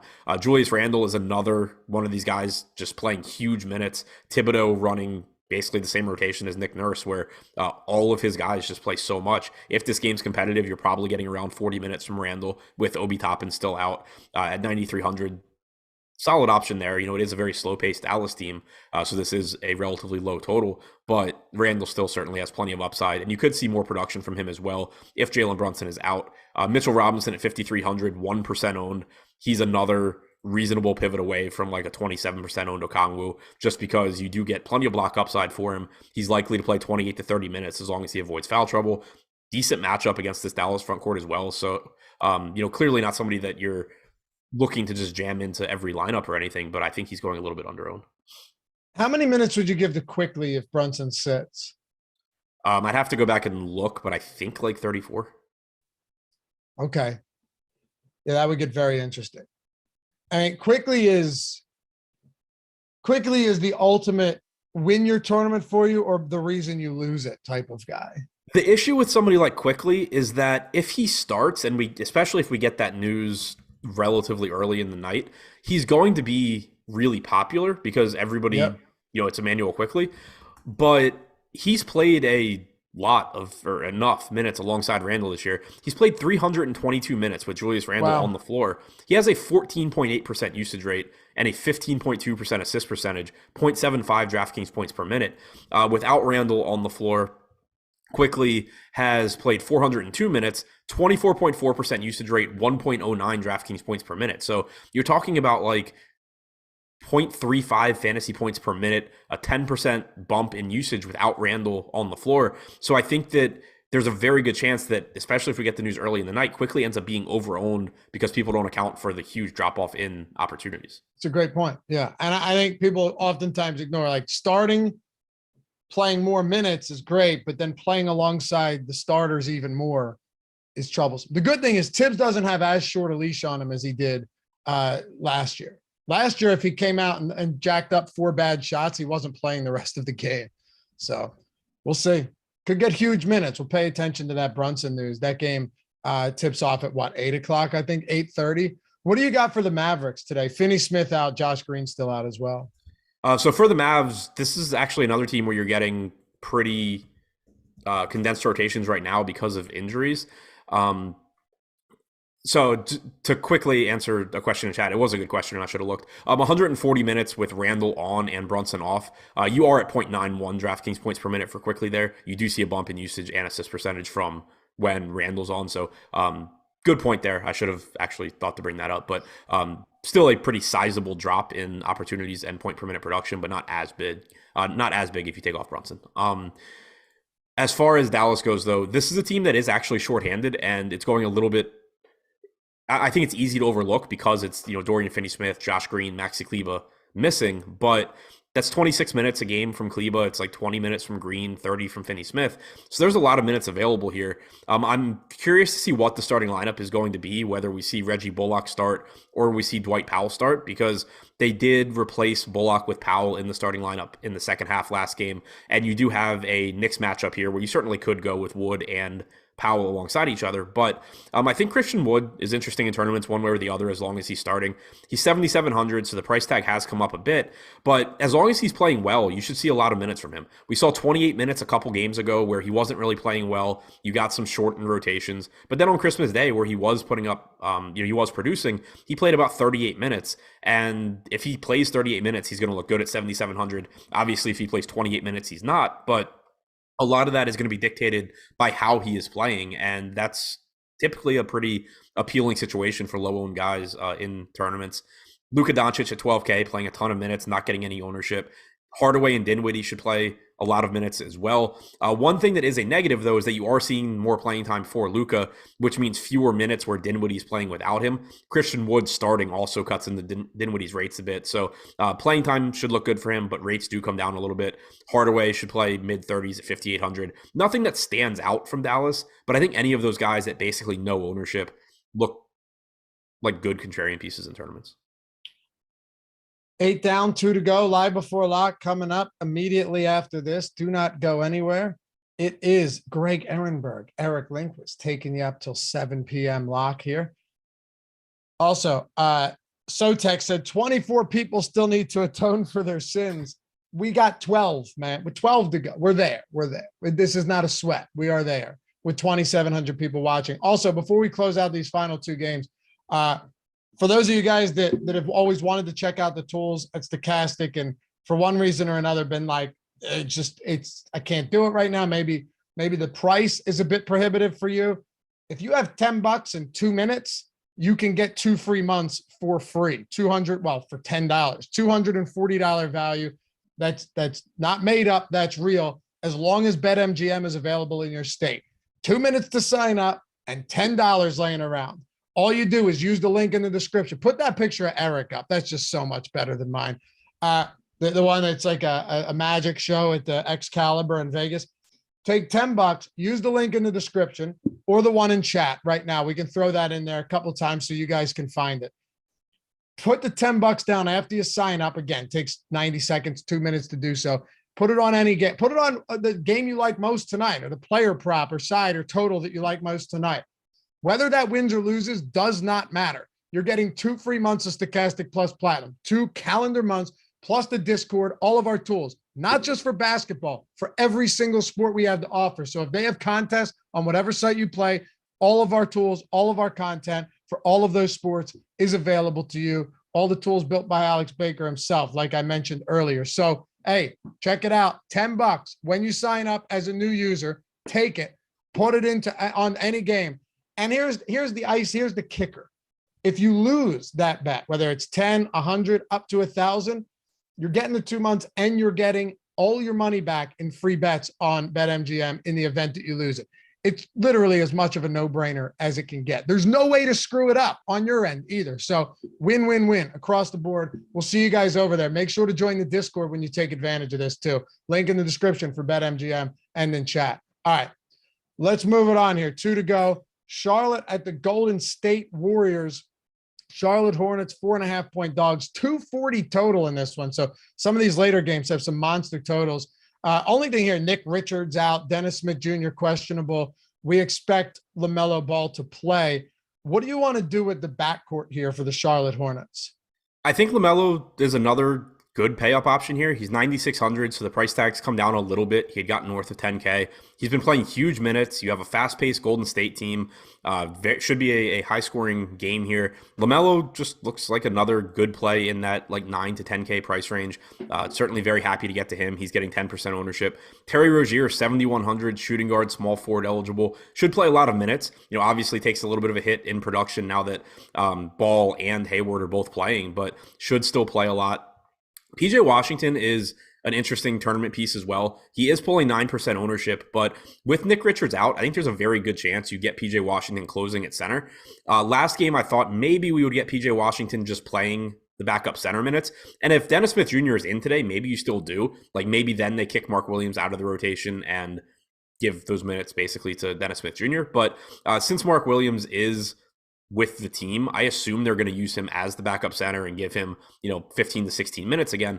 But there's a good chance that this closing lineup has PJ Washington at the 5, and any minutes he gets at center are productive for him. He's likely to give you 30 to 32 minutes here at 5,200. So he's a pretty interesting tournament option to me. But I think getting to LaMelo is the priority here, and then getting some Rozier and some PJ Washington makes sense.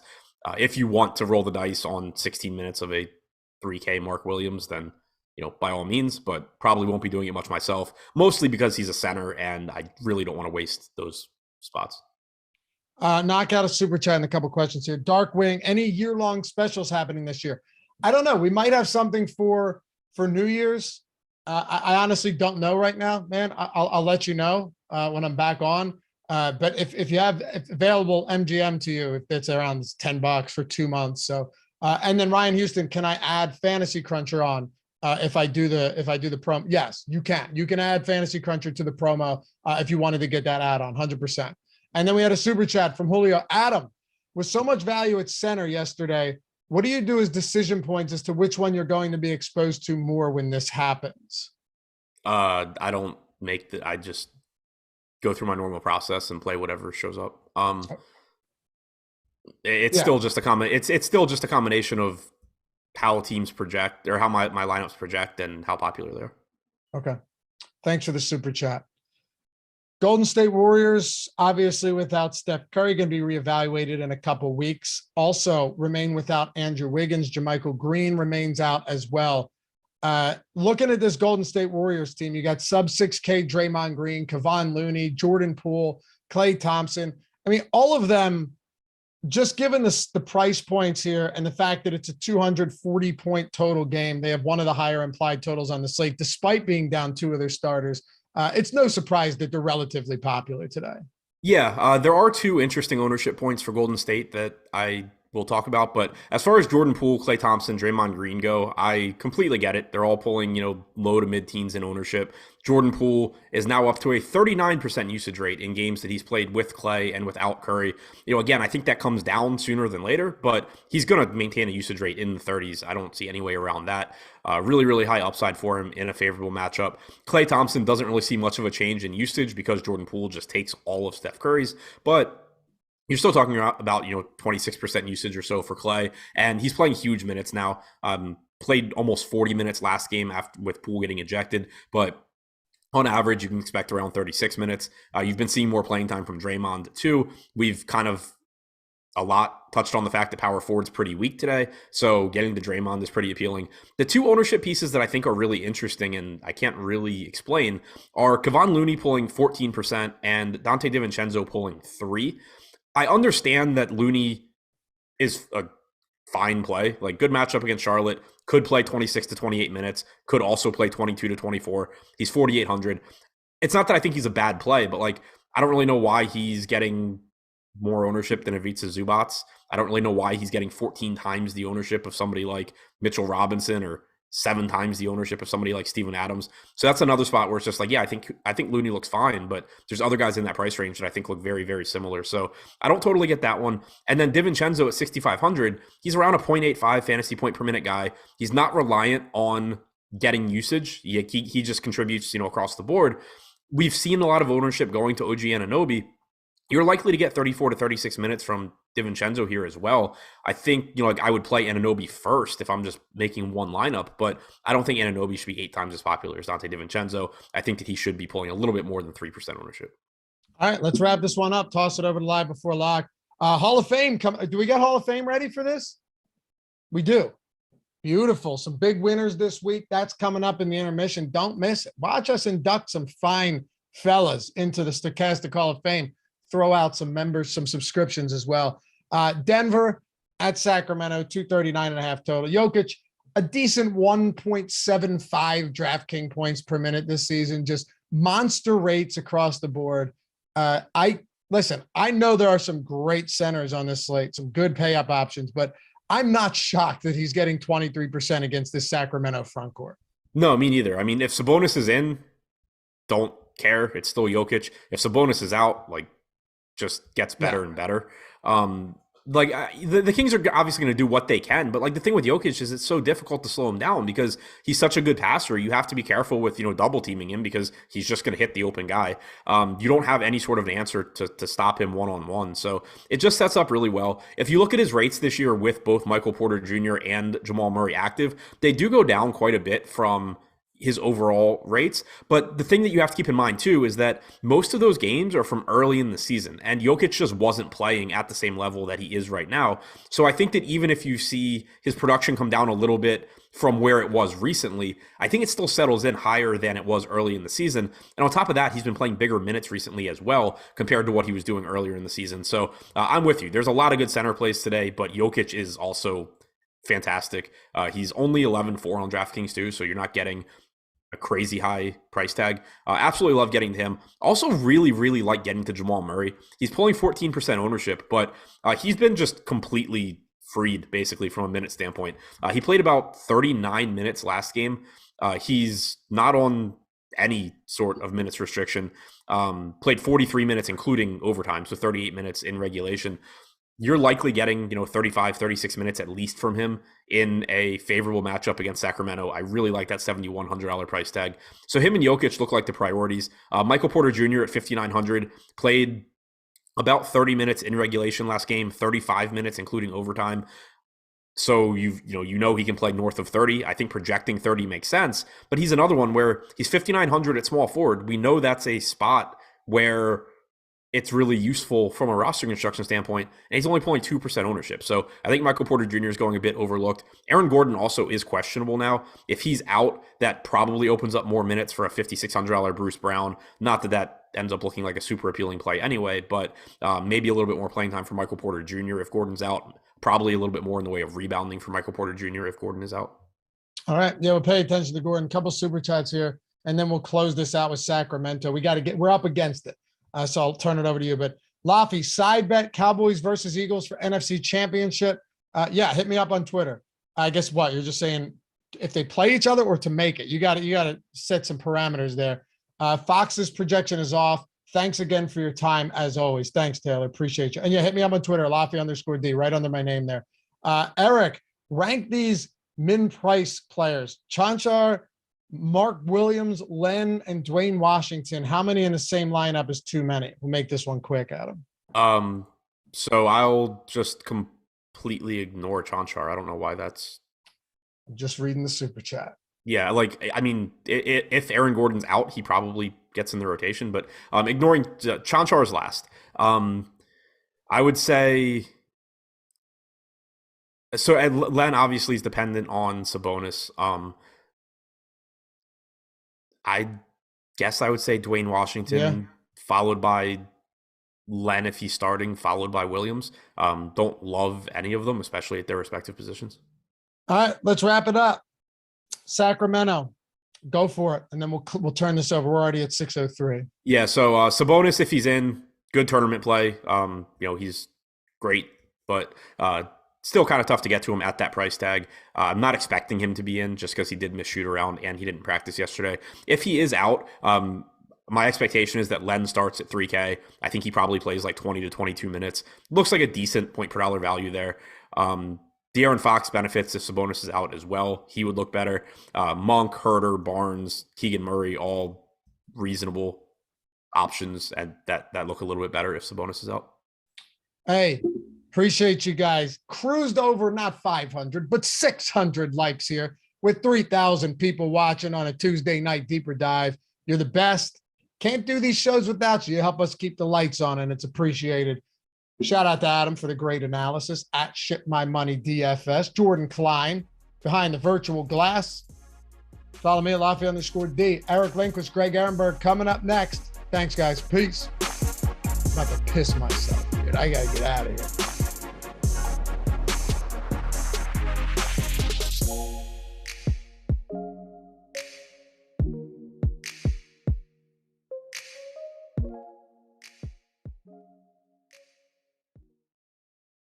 Merry Christmas and Happy New Year to everybody landing on the Stokastic Hall of Fame this week, and we got some big ones. You want to get involved? We got you. You want to get a free month of Stokastic Plus Platinum, $120 value? You want to get inducted into the Hall of Fame, have us do all the bragging for you, and see your name in bright lights? We got you. Just go to Stokastic.com/avatar. Download the profile pic at Stokastic.com/avatar and use it wherever it is you play. DraftKings, FanDuel, doesn't matter. When you win, finish top 3 in a field of 5,000 or more. Doesn't matter how much or how little. Just meet those qualifications and you tweet at Stokastic HOF. You're getting the free month of Stokastic Plus Platinum and you're getting in right here inducted into the Hall of Fame. We kick it off in a big way with Short Gamer TV. Merry Christmas to me at Stokastic Hall of Fame. Monster $100,000 win there.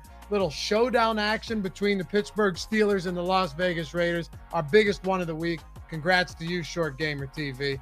And then our own Jake Hari had Lane Peterson crossed off in my crunches yesterday until Slim Cliffy, great NHL analyst, you should pay attention to what he does, made me rethink it on the NHL show.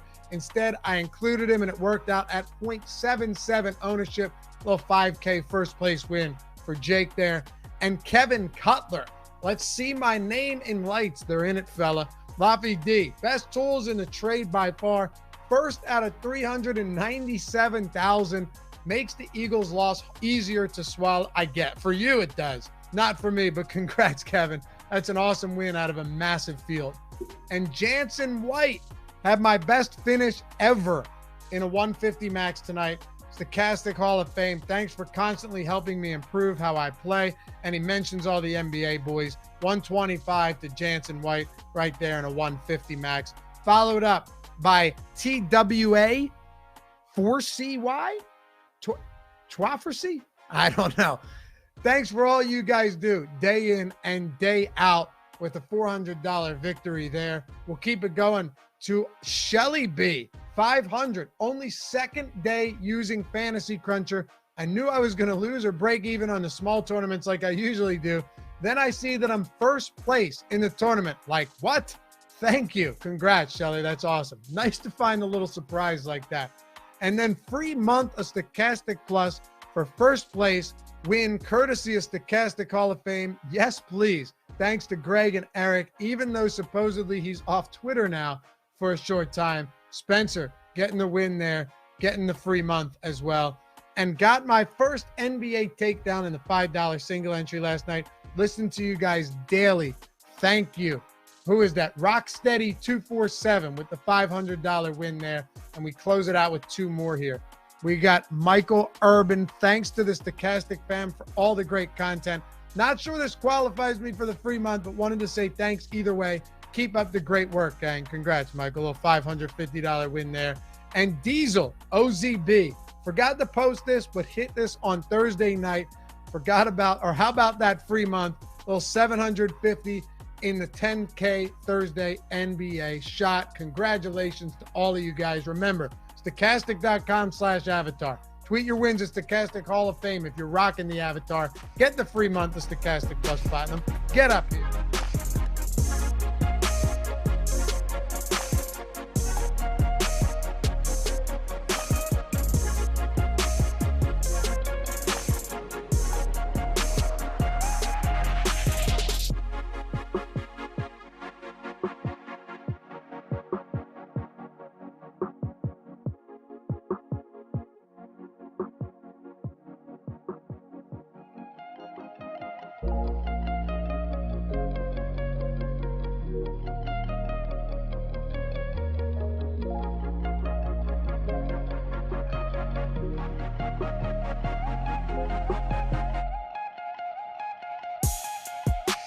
All right.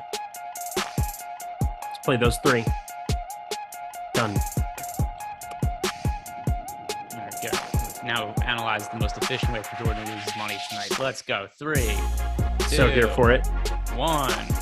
What's happening, guys, and welcome to another Stokastic NBA Live Before Lock. And today, Eric and I are going to break down the big NBA slate. And because it's Tuesday, we have our post-lock show today. So not just for the next 51 minutes, because Laughy went long, and then Laughy again went long with his video that he does in between shows. So we've got 51 minutes until the main slate starts, and then 30 minutes after that, Eric and I are going to be sticking around, talking about any kind of late swap, any new lineup news that comes out, and today could be a big one for that. We got a lot of players on the injury report. We're going to talk about those in a second. DeAndre Hunter was just ruled out. Domantas Sabonis, he is currently questionable. That's going to be the biggest player on the injury report for today, but there's more. Jalen Brunson, questionable. Keldon Johnson, questionable. Aaron Gordon, questionable. Injuries spread throughout the day as you guys come in. Like the video, subscribe to the YouTube channel. Eric, what is happening? Not much. Good to see you again. Good to be back. Good to kick it. Just another week of the work and getting everything done, getting the bets in, helping Jordan Klein lose money on prize picks. That's basically what I'm here to do, especially after he trolls me throughout every single second of every single day to help his days go by faster. Yeah, well, he does typically get better numbers than you over on prize picks, which you love to see from I will drop. Jordan Klein. Oh, my God. Absolute best numbers, Jordan Klein. Gets them all the taco that showed up an hour after the fact for the Bradley Beal play, and then he gets better numbers than me on everything straight through. We should have hit that night, too. That was sad. So I've got all my lineups built out here. I've got my DraftKings lineup built. So I've got FanDuel lineups built, but I have a feeling a lot is going to change over the course of the show. So I wanted to ask you about Domantas Sabonis to start, but then DeAndre Hunter got ruled out. So I think because that is something that is immediately happening that we could react to. Let's talk about the impact of DeAndre Hunter being out, and then we'll talk about Sabonis, what we think is going to happen there. So what happens now that DeAndre Hunter is not playing for the Hawks tonight? Well, you're going to not play him. You're going to get 0 points from that. But I do think Kongwu has to be looked at as somebody who's got a more solidified number of minutes. I know that that's more directly Capella, but I like him more. I like John Collins a lot more at 5,400. I think that makes sense. Bogdanovich was still somebody that was just kind of like randomly showing up in lineups. It's basically like the same 5 guys I was liking beforehand: Trae Young, DeJounte Murray, in addition to the 3 guys I just listed off. I just like them all a little bit more. It's nothing that's like drastically changing for me. I don't think we're going to have to try to take a Frank Kaminsky or an AJ Griffin or anything shot like that. There's later news that I would rather take shots on that's, going to come out after this show, and you kind of set it up there with the Domantas Sabonis news.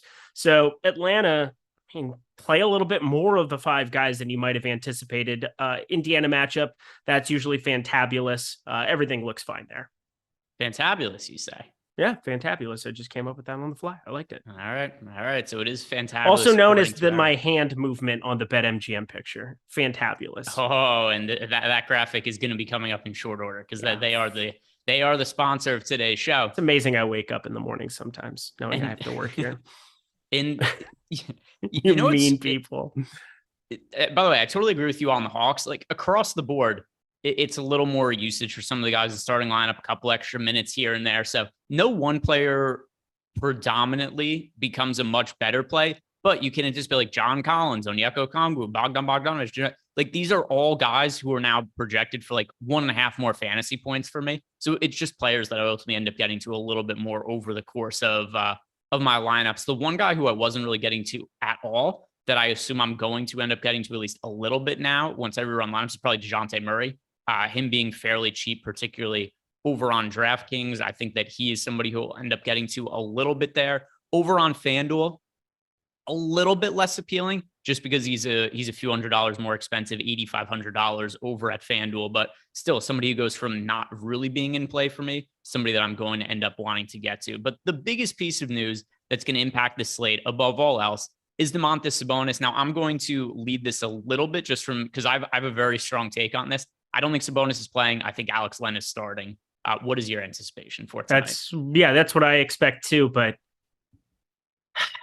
we've seen a lot of ways that this gets mucky, and I think it's a little bit negated. I know I caught the tail end of the last show, and unfortunately, because I got to see my Jazz hands, but Alex Len, 3K, that's the same as Metu if he gets to start 3K. Keita, 3K. Rashawn Holmes, 3K. It really doesn't matter who it is. I think you just kind of put Alex Len in as a placeholder for a number of those lineups. I'm with you. Last night on the video, it was just wild to me that Domantas Sabonis would play in this spot against Jokic. This is not the time you want to be having a broken hand. I know it's his non-shooting hand, but like a broken finger. It's just ridiculous that he would be playing in this spot. I'm with you. Didn't go to shoot around this morning.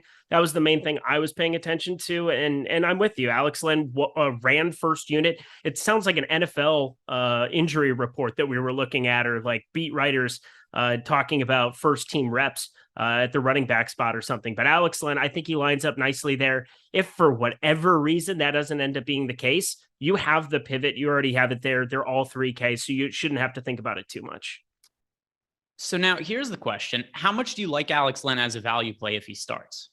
Not a ton. So I think this has been very, very difficult today, trying to figure out what I wanted to do here. And you can go through everything. He's a 1.1 fantasy point per minute guy over the course of this season, but that's so weird to look at because he's played less than 40 minutes this season. Like there's no sample size. We've played DFS long enough where we can see if he plays 23, 24 minutes, I'm going to really, really regret saying that. I probably want to get to some as a placeholder. I see other places that are projecting Sabonis out, and I'm seeing that there's just crazy Alex Len ownership. So I don't think he's coming through under the radar, even though we've got him projected for 0.1% ownership. I do think he ends up being more popular than that, regardless of what happens. But I'm going to just take a leap of faith and say that he doesn't play 20 minutes or 22 minutes here in this spot. If he did, I'm going to be kicking myself and it's going to be really, really awful. But I think there's enough bodies. There's Trey Lyles, there's Metu, Keita, Holmes, enough guys who have gotten run there before. And it could be just a hot hand approach where they play whomever it is. I think it's so hard to pin down who it's going to be. Maybe in a late slate. I mean, you kind of have to take shots in a late slate no matter what it's going to be. But on a 10 gamer, do I really want to have my night made or broken by like a 25-30% Len? Not really feeling that. I don't think he's going to be all that popular. Maybe there's people who are just going to assume that he does end up starting here, but we did have the situation happen once last year, and this was post-trade deadline. Domantas Sabonis was out. Alex Len started, and by the way, the matchup was against the Denver Nuggets. Yep. Len started at center and played 11 minutes.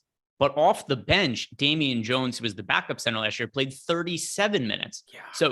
So it was this kind of weird game where we saw one guy play a ton of the center minutes. But if I remember this slate from last year, I don't think Len was all that popular, but Damian Jones was fairly unowned on that slate, if I recall correctly. And he just played a massive amount of minutes off the bench, 37 in terms of actual production. It wasn't massive, 8 points and 7 rebounds. But if you're going to be giving any kind of, center 37 minutes, they're going to project well. So I do think that if Sabonis is out, there's not going to be one guy who I'm like, I need to play that guy, but different guys that I'm going to mix in some exposure to. One would be Alex Len. I think he's somebody that I would want to consider a little bit. And then also other players like Trey Lyles, I think could play center minutes and he could benefit as well. He played over 30 minutes in that game that Sabonis missed last year.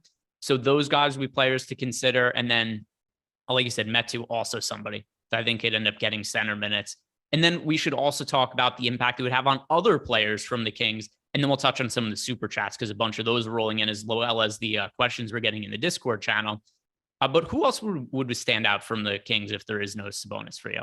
Yeah, De'Aaron Fox is already somebody that I'm just building into a lot of lineups. You have to think about replacing as much usage and opportunity and the assist rate and everything from Domantas Sabonis is going to look better for these other guys. I think that De'Aaron Fox, where he's at 8,400, very, very underpriced for the situation. Malik Monk at 4,900. I'm having a tough time projecting it out with Domantas Sabonis out ahead of time. Kevin Huerter and Harrison Barnes, I thought I would be getting to a little bit more than what I am. Keegan Murray's the guy who started showing up for me a little bit, who I had zero of. I'm not getting to like a massive allotment of him, but he makes sense at 5,100. Terrence Davis might be somebody that just ends up getting a couple more minutes, and he's the best fantasy producer out of everybody that I just said, aside from Malik Monk and De'Aaron Fox, obviously. So, I mean, there's some shots to be taking. Trey Lyles, that is kind of the tough one, where I think he could play some backup five, but there's just so many bodies. We've seen Kata play there at times. We just had Rashawn Holmes. It's so amazing having Rashawn Holmes back in our lives to maybe play 5 minutes, 6 minutes in a spot. I'll be sure to screenshot that and send to our friend. But it's probably going to primarily be starters taking a couple of shots on maybe a backup center if I'm really feeling frisky, but more than likely just going to be starters. And then when it comes to De'Aaron Fox, because he's the one player, I'm looking at the on-off court numbers for the Kings this year. He's actually the only guy that really benefits this year in a major way with Sabonis off the court. So if you look at De'Aaron Fox this year, and it's not that the usage rate changes all that much. It stays about the same. The assist rate goes through the roof, though. So De'Aaron Fox ends up with the ball in his hands a lot more because so much of the offense is initiated by Domantas Sabonis. That just happens to have to be De'Aaron Fox when Sabonis is off the court. So Fox this year, 9.07 assists per 36 minutes when Sabonis is off the court. With that being the case, he gets a massive boost that leads to him scoring an extra 6.5 fantasy points per 36 minutes without Sabonis. So assuming Sabonis doesn't play, the guy I like to get to the most from the Kings is De'Aaron Fox. And it seems like you're on the same page with that. Yep. It's wild because I put in for his rate. I was kind of doing the back and forth on, all right, we have him at a baseline, like 1.15 is kind of the number. In the course of 261 minutes without Sabonis on the floor this year, he is a 1.39 DraftKings points per minute player. It's assist rate. I mean, that's the thing that you highlighted, and it just makes all the sense. I don't think it's going to stay at 1.4. Otherwise, I'd have 100% of him, but I am well north of 15-20%, because here's the thing. If Sabonis does play, maybe he's limited. Maybe De'Aaron Fox still has the opportunity to go nuts there. He's only 8,400. That tag, you are buying in so low. And if you get Sabonis out, it's not exactly a number that should be all that easy to land on. I know people have Jordan Poole. LaMelo Ball seems to have some exposure every single slate, but not everybody's going to be able to land on that kind of a number. We have them at 8.5% right now. I want to be well north of 30% and just locked and loaded, ready to go in the event Sabonis sits. Let's start answering some of these super chats now, because we've got a few of them that piled up. We've got questions in the Discord to answer as well. And then I'm sure we're going to get news that trickles in over the course of the show as well for us to answer. But the first super chat we've got is for my filler arc. Yo, guys, can I get two of your favorite prize picks plays in prize picks? I kind of assume that part. I already have Harden over points, rebounds, assists. So Jordan, you're going to want to listen to this part of the show. Eric, what are a couple prize picks on prize picks? So not prize picks on DraftKings, not on FanDuel, on prize picks that you like. Or are we talking prize picks? Yeah. No, just prize picks. It's not prize picks. Prize picks. Got it. My card right now. So you have the tacos that are great. So you can get up to $25 of exposure on those. I try to not go over 3 picks in any kind of a card for the most part, unless I'm just feeling really frisky and I'm having fun. But for the most part, LaMelo Ball, that 18.5 number looks really good. So play that for the taco. Bradley Beal over 22.5. I know that it's closer to like -110, -105, but Denny Avdia in, I was highlighting his points plus rebounds plus assists. I think that points prop is a good bet, and it's a good spot to be targeting on prize picks. And then Pascal Siakam, 39.5 points plus rebounds plus assists going up against the Clippers. I don't know if anybody's noticed, but Pascal Siakam has just been working like a 10.6, 11K type player here on DK all season long. And it's wild to see Nikola Jokic there at 48.5, Jokic 48.5. And then you've got him sitting all the way sub 40. I project him out around 43. That's a nice little cushion there. So a 3-point cushion I'm looking at. So 39.5 for PRA for Pascal Siakam, my favorite play, not Taco Tuesday play. All right, so there you have it, my Phil Arc. Those are Eric's favorite Prize Picks plays. Unfortunately, from New Jersey, I don't have access to Prize Picks, but in exchange, I have access to FanDuel, DraftKings, BetMGM, who is the sponsor of today's show, and BetMGM. If you guys have not signed up there yet, when you do by using our link, 2 free months of Stokastic Plus Platinum and a risk-free bet of up to $1,000. But you're going to need to click on our link in order to get credited for the risk-free bet and for the 2 free months of Stokastic Plus Platinum. But even more importantly, we keep this wonderful picture of Eric Lindquist in circulation. Eric, do the pose. That's not it. He never does it on the show. Oh, I never do it on the show. Oh, no. Woe is me. Jordan, put it on the screen. If we get over 1,000 likes, I'll do it. Oh, there's a good one. So, guys, 1,000 likes on the video. 1,000 likes, Eric, I will jazz hands and sing a song. Yeah, Eric is a whore. He will do anything for likes, not even for money. Really will. Just for compliments and for people to give him a thumbs up. He'll do anything. So 1,000 likes on the show, and Eric will reenact the famous BetMGM graphic. Sure will. A little bit of motivation for the people. Do the Lindy. do the Lindy. That's so funny. Rick Jones. Who? Rick Jones. Some more super chats coming in. Some more. By the way, what does Mike Jones do now? I don't know. Back then, Hose didn't want him. Now he's hot. Hose all on him. He's just got Hose on him. Yeah. Let's see. Is he doing? He's staying flossed in that candy paint, rolling dank, sip and drink, an 80 full swing. I know. Carrying up the lane. I know how we could find this out. I'm going to text 281-330-8004 and just ask him what he's up to right now. I'm sure because Mike Jones about to blow. I'm sure. That's what I thought. Jordan was turning off his camera. He did. He's like, these two white guys are just the absolute stone cold worst. Eric is now goated. See how that changes? See how the opinion changes? There go the likes. See, this is also one of those. Yeah, tearing up the lane. There we are. Let's go. I think you're going to be doing it. Michael McKinney asking us his normal question. 5 must plays for FanDuel Cash tonight. And thanks. Okay, so for FanDuel Cash, the players that I think you should be getting to the most. One of them is going to be Malik Monk. He's already very popular on FanDuel and somebody who has the potential to just project even a little bit better if Sabonis was to get ruled out. So already a play who I think projects pretty well, a little bit underpriced, good points per dollar play, popular, and potential for even more ceiling. So I think you should have him in your lineup. As for other guys, Chris Paul, I think, is another one that you should have on FanDuel. I know that he's been a little bit iffy as of late, but I have to expect in the absence of Devin Booker, he's going to play better going forward. So that would be 2 for me. LaMelo Ball is another one. KJ Martin. And I will say, I don't like Jeremy Sochan as much as the field does on FanDuel or DraftKings, but I think he should be in cash game lineup. So those are going to be my 5. Anything you agree, disagree with, other things you want to add? Nope. Perfect. Pokusevski, not as much of a need on FanDuel because I know that he'll be toying with the lineup after we talk about it. He's 5,700 over there, far, far different than what it would be over on DK. So keep that in mind as you're building out. I would actually weirdly prefer getting to KJ Martin in cash there.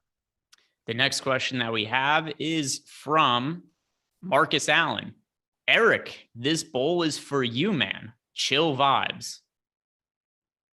Thanks, homie.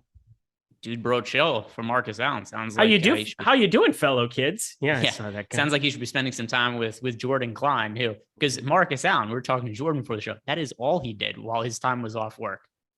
H. Super fine, Jordan Klein. Let's go. H. Had my most profitable day thus far in 5+ years of DFS yesterday. Thanks to the projections and Fantasy Cruncher. And of course, the whole crew I watch almost every day. Love y'all.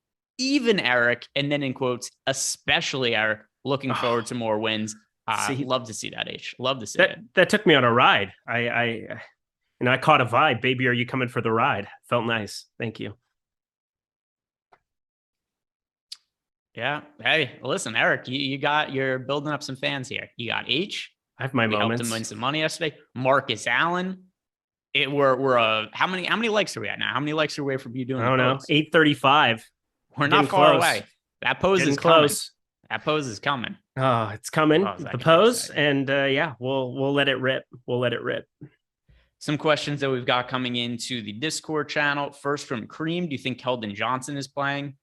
I don't have a strong read on it. I'm going to say 50-50.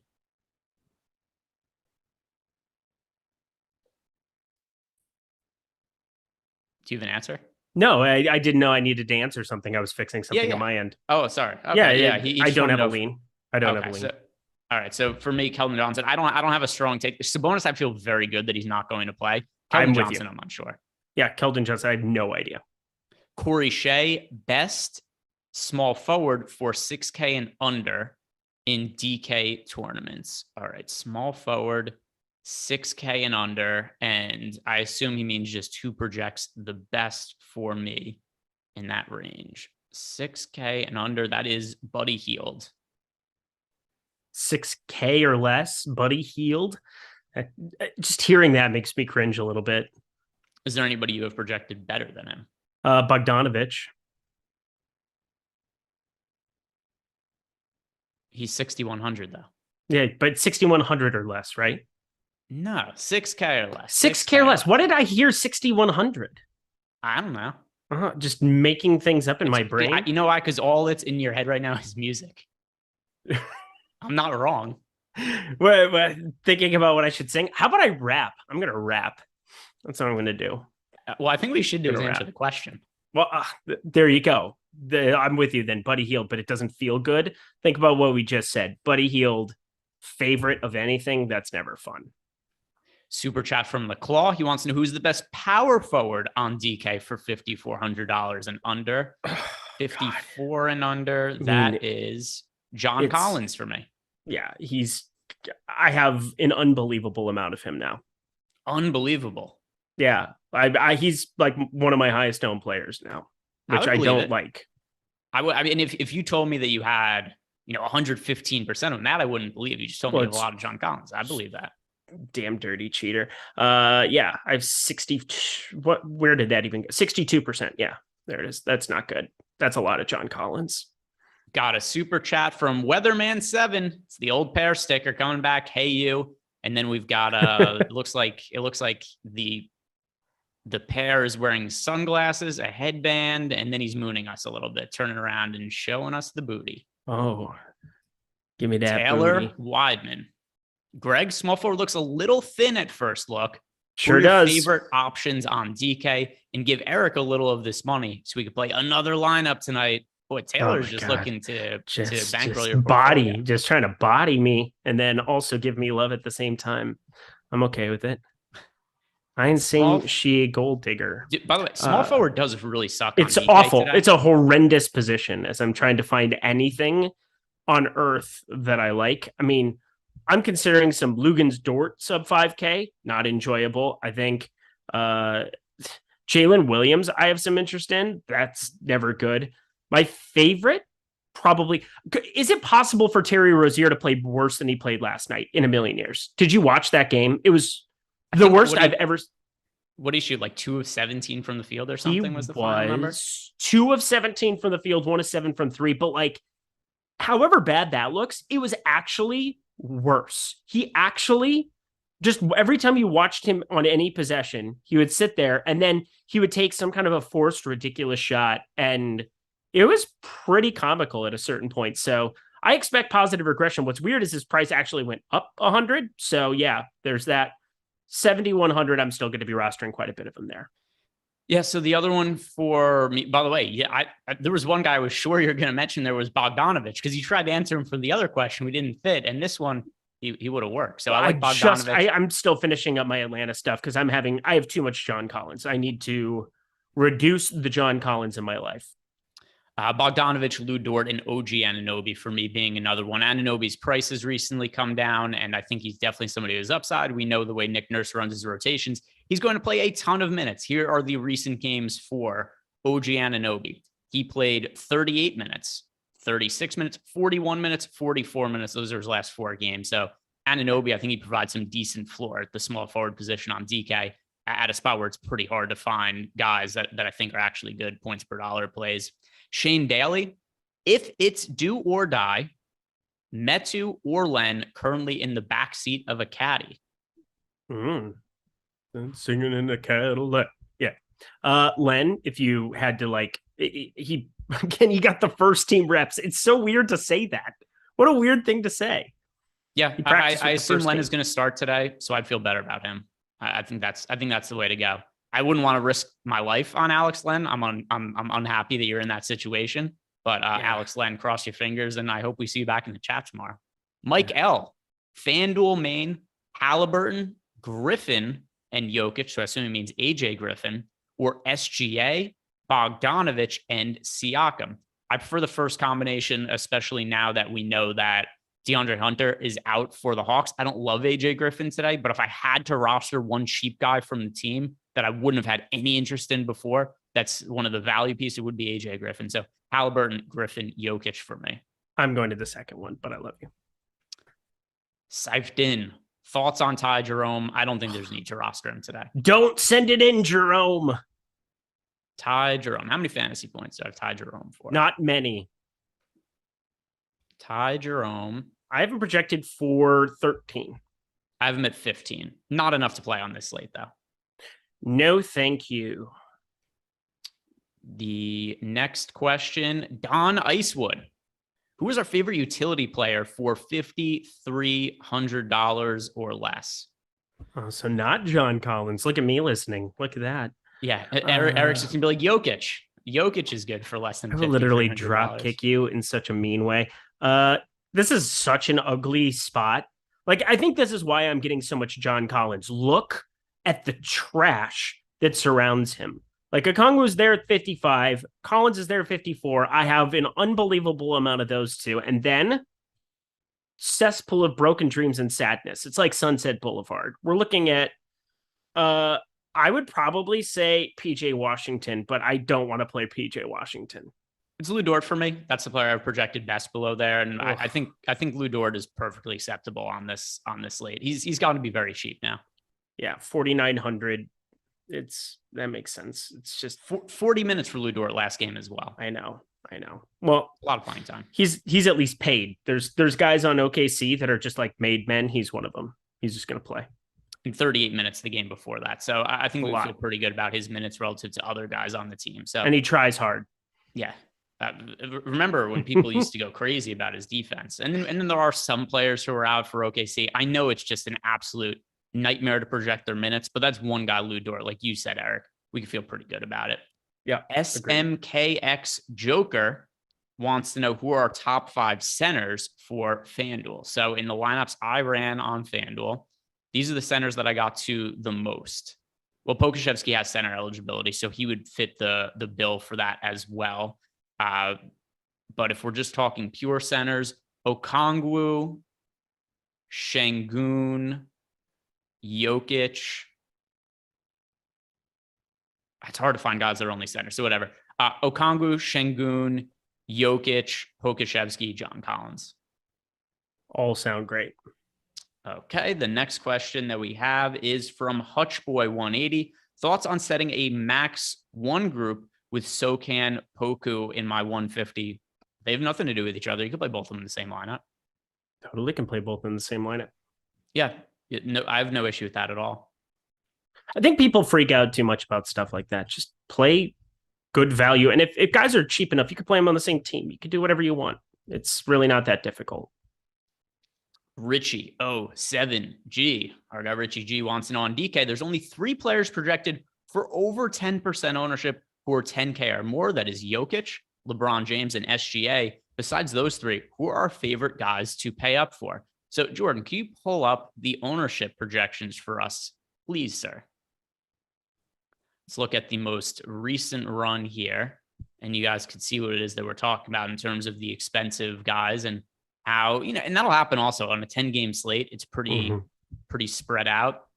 So at the top, just to show you guys what Richie's talking about, Jokic 22% owned, and then the other expensive guys, scrolling down, we've got LeBron currently at 11%, SGA also at 11%. And then over for FanDuel as well, we could show you guys these ownership projections. Same time, SGA, the most popular player over 10K, only 15% owned. Then we've got Ja Morant, 13% owned, and the next most popular is Luka at 11%. So in terms of our favorite pay up options, outside of those popular guys, do you have a contrarian spend up that you like?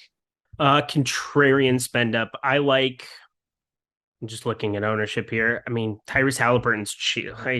He's more expensive. The thing about paying up for anybody up here is it's so thinned out at the top because you're looking for positive leverage. I'm just in the boom bust tool, kind of like looking at things, and then I'm going back and forth to my lineups. I like Jokic. I know he's going to be a little bit overowned at that spot, but I think that that's just such a high upside option. I think it's going to come down a little bit as I figure out Kongwu and John Collins exposure here, because it's starting to trim down some Jokic, and it's putting it more towards Pascal Siakam with the power forward eligibility. I already said I like the prop. There's no way that I'm not going to project him out really good there. 20.5% boom chance, 5x plus 10. That just looks really, really good in the boom bust tool there. And the power forward eligibility is kind of the big thing. You have LeBron James, Jason Tatum there, small forward, power forward eligibility. Neither of those feel all that good to me. I feel pretty confident that Pascal Siakam is going to be under-owned compared to his chances of being optimal. Yeah, is it 1 out of 20? Sure. But like, even in spots where he smashes here, I think because of that power forward eligibility, I just want to get to him more. So my answer is just build more balanced lineups. If I'm paying up for somebody today, if I have the space, it's Jokic. But beyond that, I just have fairly balanced lineups. Like I'm getting to guys like De'Aaron Fox, Jordan Poole in that 8K range, Tyrese Halliburton, who's 9K today on DK. So those are the players on DraftKings that I'm more so getting to as spend up options. It's not really going all the way to the top. I don't think it's all that necessary today. So yeah, I gotta say, this is one of those things where it's like the Alex Len thing is very, very iffy, because if he ends up getting the 20 plus minutes or something, I can't imagine a world where if he stays out of foul trouble, he doesn't put up over 20. That gives you access to the Jokic's and the Doncic's. And I think routinely on a lot of these slates where it's been pretty tight, I've still found ways to get to more Jokic and Doncic than you have. I think I'm still going to play Nikola Jokic quite a bit. I understand that, again, his optimal percentage, does he have negative leverage? Yes, but there's so many paths at 61, 62 fantasy points, and the way that he's getting there with the triple doubles routinely. And just, I think there's so many ways that those raw points can work out for you, especially if there's a 3K piece that shows up later. Plus, there's one guy at 8,400 that I'm just playing more than just about anybody there. And that's De'Aaron Fox, assuming that you don't have Domantas Sabonis. He's in that same game environment as Jokic. And that just gets me to a little bit more of the balance builds outside of like 2 or 3 lineup spots. I can still play those really good mid-range plays, but I am finding a little bit more path to the top than it sounds like you are. How many likes are we at on this show? Guessing enough to do things. How many are we at? 945. Guys, close. We need 55 more likes so we can get Eric to do the pose, which I think all of us have been dying to see. Yeah. We need Eric to do the pose, and then my life will be complete. Because the BetMGM graphic, which I love, it's got Eric just in his natural habitat, being himself. We don't get to see that pose in that same exact way. Velociraptor snakes in on its prey. Oh, he's got Biggie. Oh, look at that. Guys, he's a beauty with the 5 really index. Spread the phalanges. They just spread wide. 1,000. That happens so fast. Also, do we get it already? Yep. Fucking do it, you piece of garbage. Do the pose. Do the pose. Do the pose. Hold up. Well, you got to tone it down a little bit. No, go for it. And hold it. Wonderful. Thank you very much, Eric. You've earned your pay today. Thank you.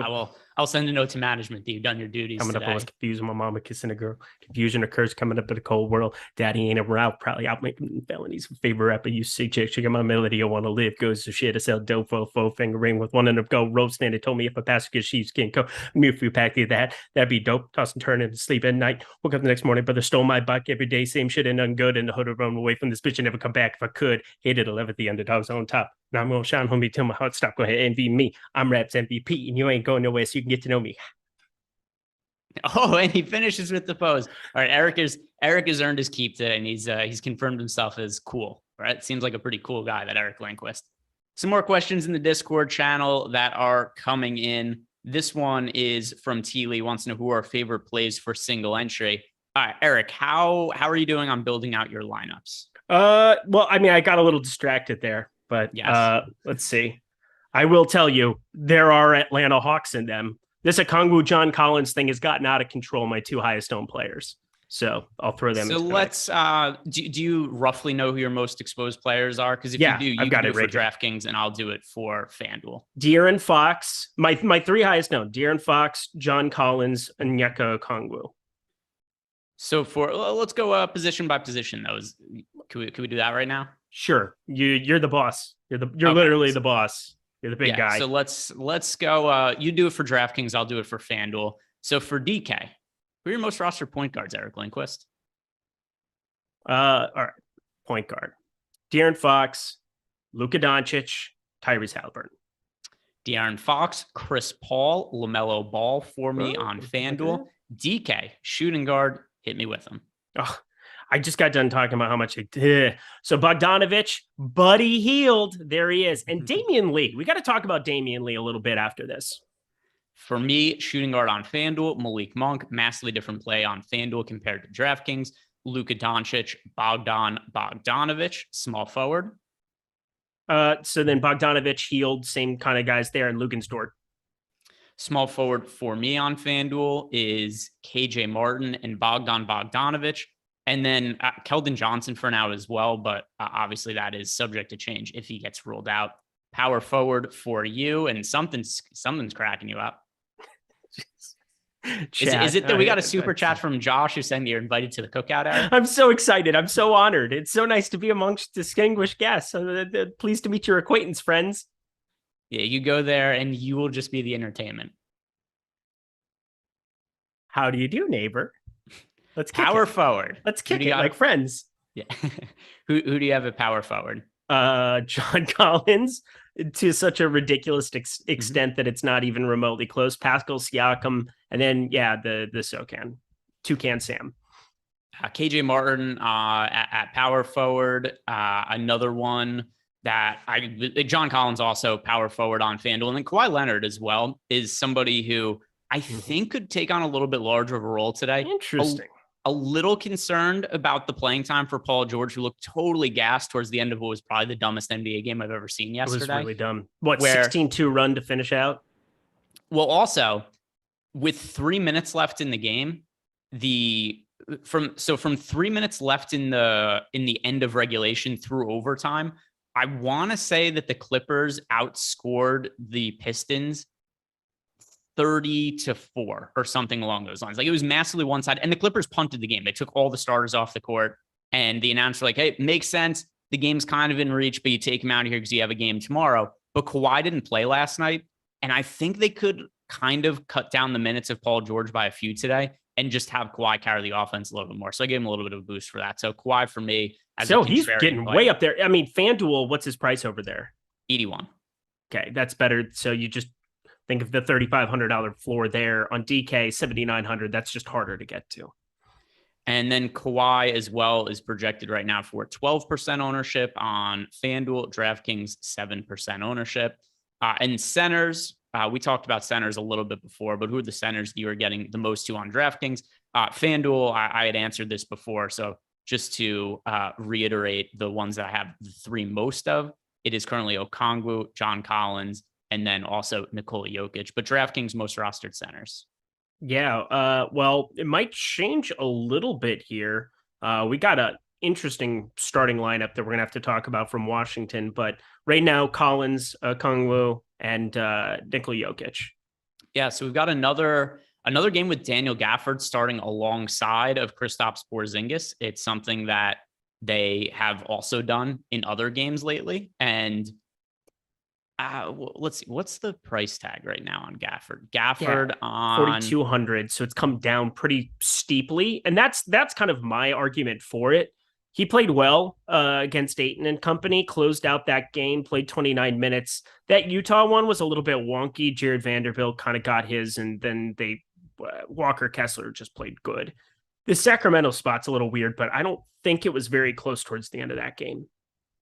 Yeah, so Daniel Gafford, by the way, just DraftKings specific, he's $5,300 on FanDuel. It's going to be harder to consider. But these last two games where he started alongside Porzingis, he just didn't play very many minutes. He's viable, but it's not a high priority play for me. I didn't say a high price, just another guy to throw into the fires here. But again, John Collins and Okongwu are just so much better. It's ridiculous. So I'm just playing tons of them.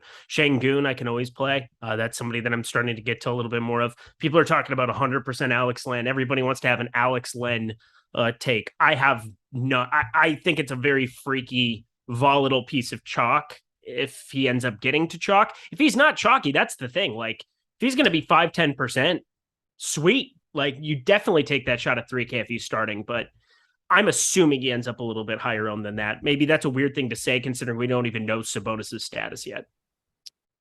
Let me make sure that I answered all these super chats. Here we go. Vinny C, have you ever wondered what a golf team road trip would look like?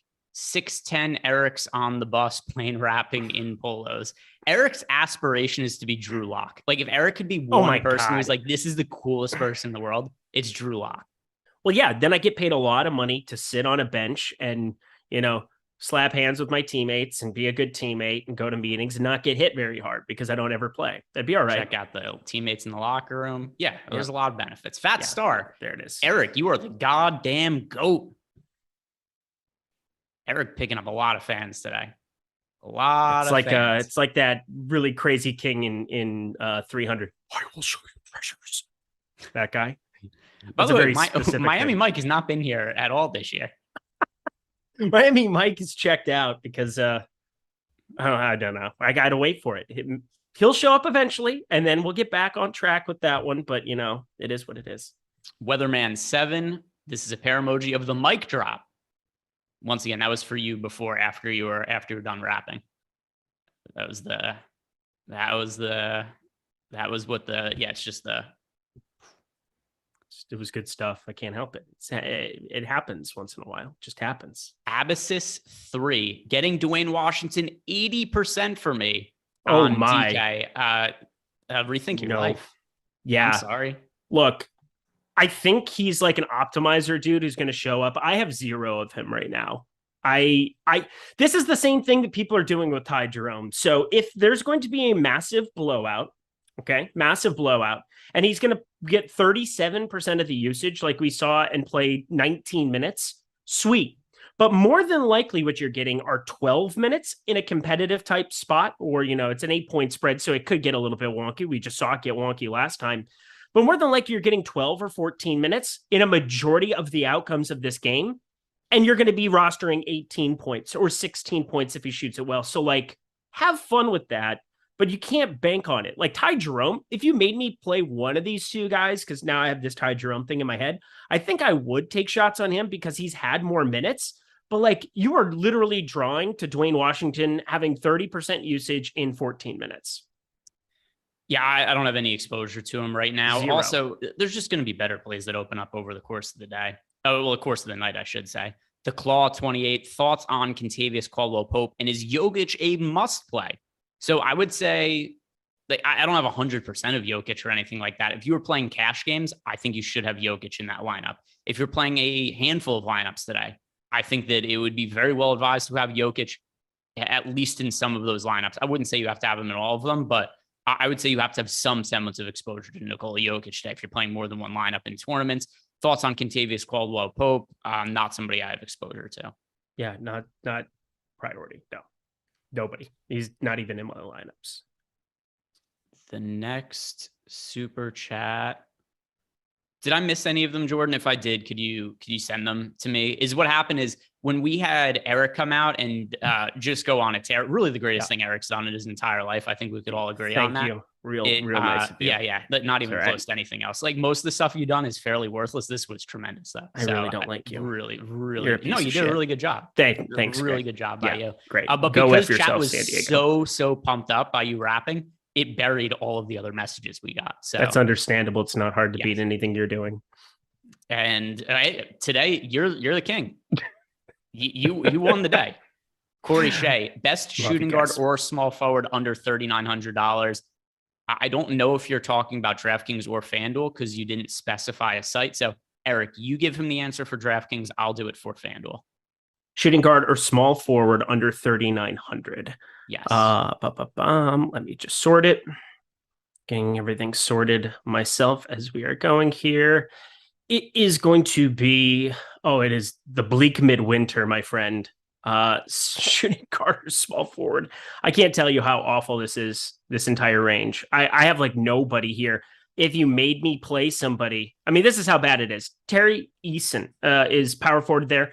Luke Kennard, 3,800. And I have 0 of him. So there you go.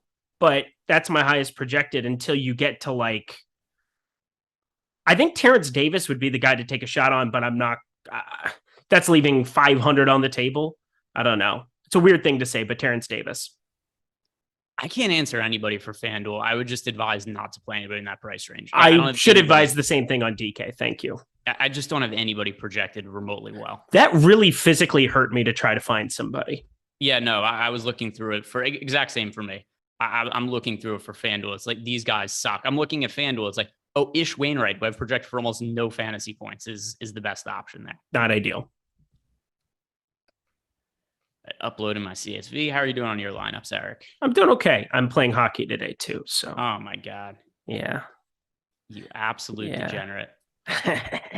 Hockey, basketball. Well, I fancied up the model last week, and I was like, you know what?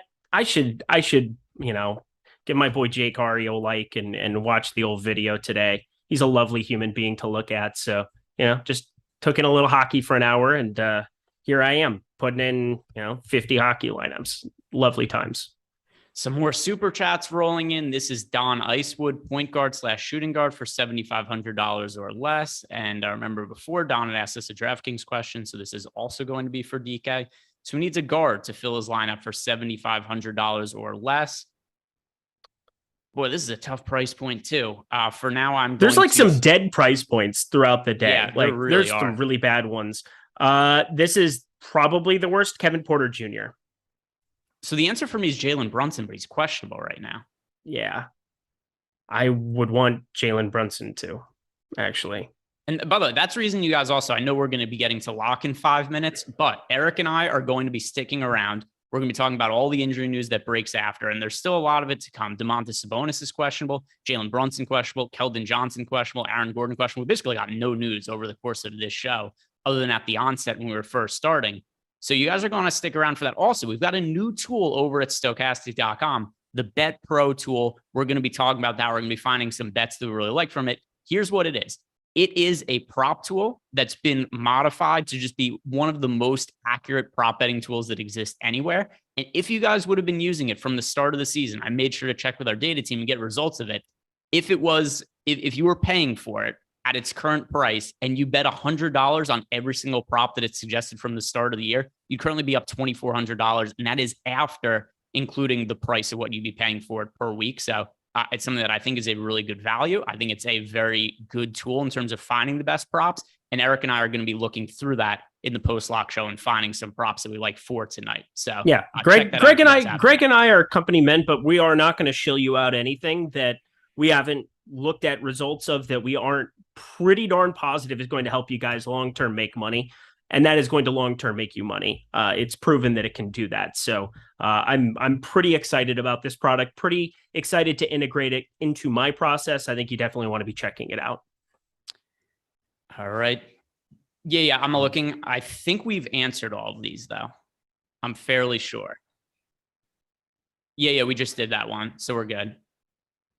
Yep. Dude, thank you. Thank you, Jordan Klein, for keeping us on track. There's been some lunacy by Greg on this show. Yeah, definitely me. I've been the lunatic today. Let's bang out some questions we got on the Discord channel really quick. I just uploaded my lineups. I'm doing the same. Okay, I'll answer these questions solo. Okay. Then I'll give you the time to Thank you. That. JEW, thoughts on Rui with Denny not starting? Does this affect his minutes? Yeah. Potentially. I mean, just Denny being active affects Rui's minutes, but then also you have to think Gafford plays a little bit more. Not somebody that I'm getting to today. I don't think there's any need to consider Rui on a slate of this size. JEW, DK single entry. Any love for Robert Williams or Stu Torelli with all the weird minutes from last game? He's going to go off today, and I'm going to feel like an absolute asshole because I played a bunch of them on the Christmas slate, and I don't know what the hell happened to his minutes that day. It made zero sense because Robert Williams was slowly, like you were slowly starting to see his minutes pick up. He was somebody who I felt pretty good that he was going to play at least at least the minutes that he played in the previous game, because we saw him play 17 minutes, 18 minutes, 22 minutes. And you start thinking like, okay, we're going to be seeing, 20 plus minutes from Robert Williams, good points from a fantasy producer. It was the Christmas slate. He was cheap. And then he plays 14 minutes that day. It was really hard for me to understand what happened. So it's hard for me to really back the minutes. I could understand wanting to take a shot on him in tournaments, and I wouldn't be surprised if he goes off today. I'm not playing him in favor of other guys. I'm not thrilled about it, but there's just other guys I prefer. It's hard to load up on all the centers. Mod Dub T, best utility that's $4,500 or less. 4,500. I will be able to help in 1 second now too. I just got everything in. Boom. For me, $4,500 or less. The answer is Stochastic. Survey says Poku. Yeah, it's chalky. It's what it is. But also, Jalen Williams would be a good pivot if you're looking for somebody who's not in that lineup. And just making sure we didn't have any more super chats. Nope, we got all of those now. And then also Mod Dub T, if you already have Stochastic in your lineup, I mean, Sokan's also really popular. How much Sokan I play is going to depend on if Keldon Johnson plays or not. It's easier to feel good about his minutes if Keldon Johnson's out. I'm just not sure that is going to be the case. Yeah, that's the other fun part about nuking up some of the Sacramento exposure is like, worst comes to worst, you get exposure to a Charlotte Golden State game with a 240 total and a Denver Sacramento game with a 240 total, and I won't be heartbroken about it. So I am jamming De'Aaron Fox. I'm jamming a little bit of Malik Monk, probably a little bit more than advised.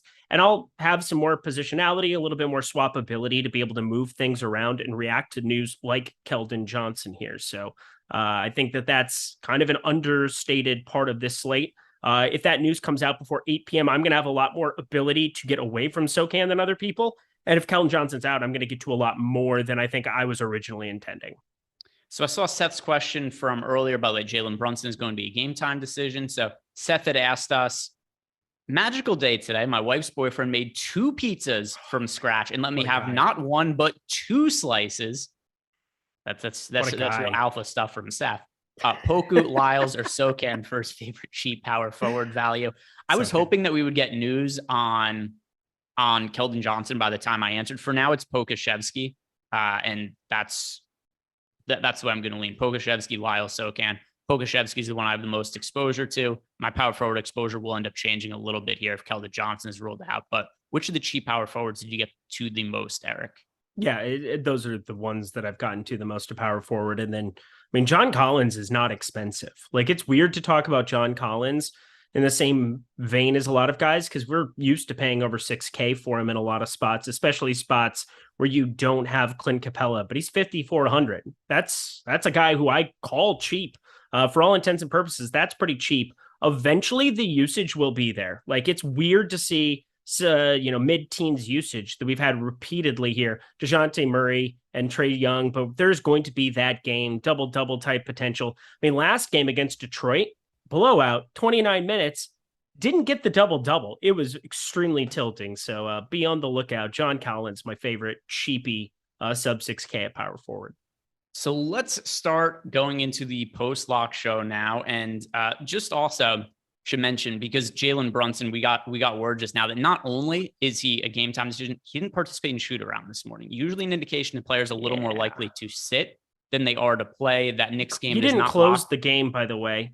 He didn't close that game on Christmas. He sat out the last couple minutes, and I know that it started getting out of hand towards the end, but like it was what, 5-6 point game there with like 10 minutes left, 8 minutes left. And he went to the locker room, came back out and just never came back into that game. So I think I'm probably, if he didn't go through shoot around there, I think we need to start having an Emmanuel Quickly, Miles McBride conversation. So let's look at some of the numbers for the Knicks when Jalen Brunson has not been on the court this year. So when Jalen Brunson is off the court, who has benefited the most from the Knicks? I'm looking up the on-off court numbers right now, and that could be something that could help us potentially come to some conclusions. By the way, I do assume Quickly would start if Jalen Brunson is ruled out. Quickly this year, about a fantasy point per minute and a 23% usage rate with Brunson off the court. Look at Julius Randle. Oh my God. Quickly 5,000 on FanDuel, on DraftKings. He is 4,700. He'd be a good play in that price range for sure. I think on both FanDuel and DraftKings quickly. If he was to start in the absence of Jalen Brunson, I'd be wanting to get to him. The player that you just mentioned, Eric, Julius. Oh my God. Randle. You have no idea. 1.54 DraftKings points per minute player in a 181-minute sample. I think you should probably not use that as the baseline. I think you should just basically use last season as his baseline and not do something as ridiculous as just put him in for 1.53 because he'll show up a lot. And the game environment has to at least be accounted for. We're talking about a sub 220 total. It's not some absolutely jam fest spot. I think Quentin Grimes at 5,100, I would normally instantaneously think, oh, I got to get to him. I don't really have interest at 5,100 against Dallas. I think I would try to run into some Miles McBride at 3,200. I know he's not a good fantasy point per minute guy over the course of the season, 0.67 in that regard.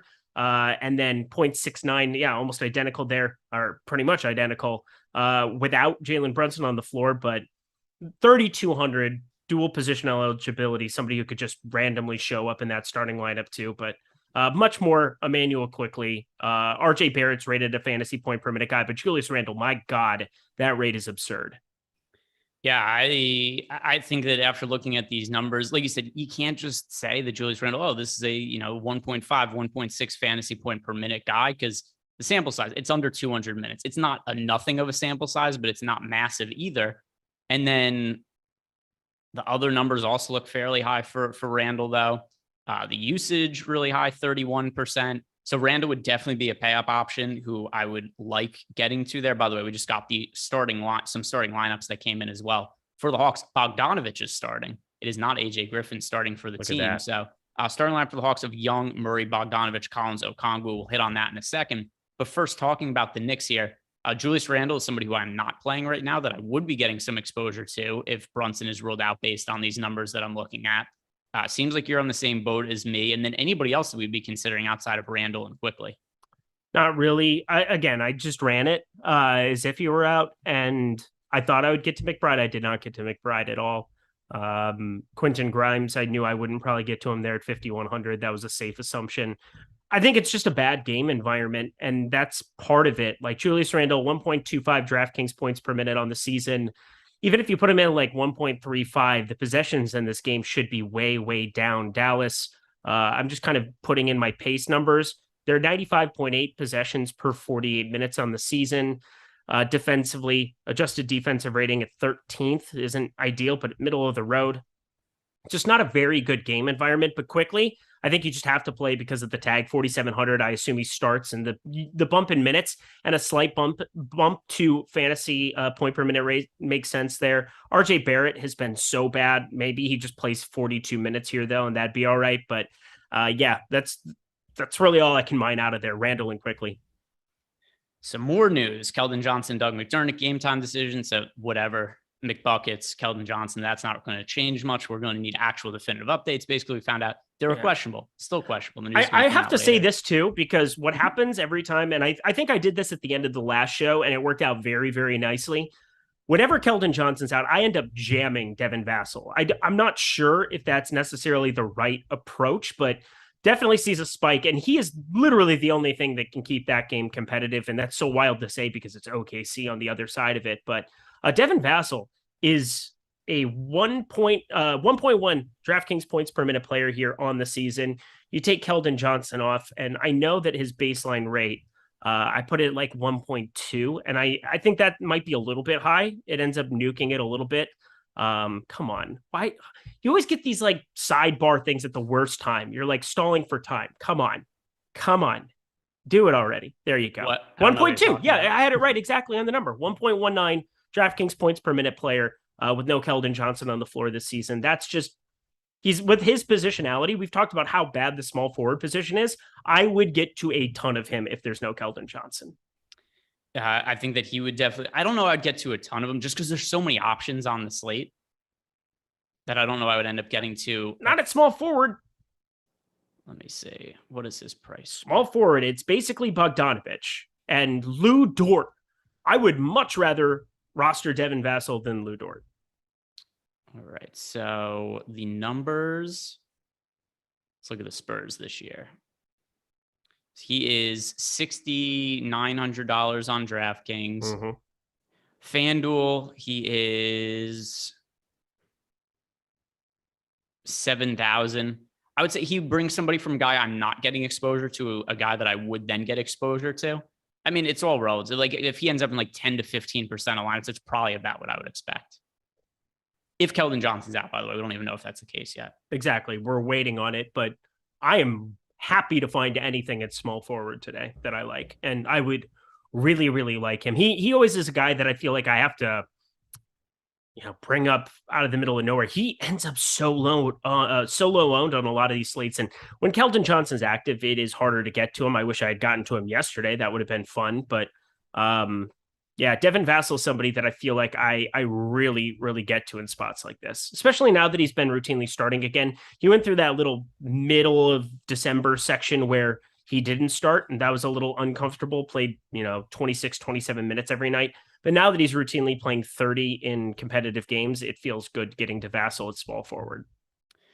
We just got the starting lineup with Bogdanovich in. I just wanted to add, I think that means that he plays a couple extra minutes with him starting as opposed to AJ Griffin. Already somebody I liked, and now I just get to him in a few more lineups. Is the same case for you with Bogdanovich, or nothing changes? Yeah, I mean, it's almost like nothing changes because I think you get a tiny bit more minutes, and you're going to take down his rates a tiny bit, just playing alongside Murray and Young. But for the most part, it's hard not to think that the upside isn't about the same. Maybe he ends up steamed up a little bit more as a result of starting, but it seems like somebody that people were getting to already. I don't see that changing. It also hurts the other starters a little bit for Atlanta. Does. Like Trae Young, John Collins, Okongwu probably less impacted because it's mostly going to be rebounds and blocks, and that doesn't really change. But still, I mean, we look at guys like Trae Young, DeJounte Murray, John Collins. It's less usage for those guys now because the difference from DeAndre Hunter to Bogdanovich, pretty significant change in terms of usage. So that's actually something that also I think matters.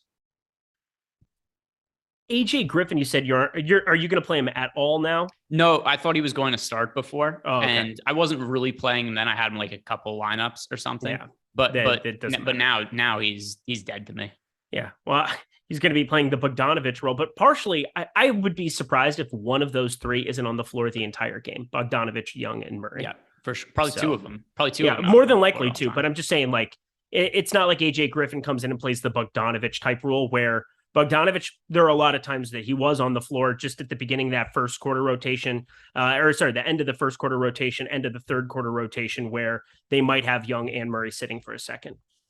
Got some super chats here. Taylor Weidman following up again. Pivot off of Siakam for Randall, and does the bump make Barrett viable? So just to reiterate, Brunson's still questionable. We don't know if he's in or out. We're just speculating on what would happen if Brunson doesn't end up playing. If you were asking me to guess, though, I'd say probably 70% Brunson sits, 30% he plays. But if he is to be ruled out, I would prefer Randall to Siakam. And then as for RJ Barrett,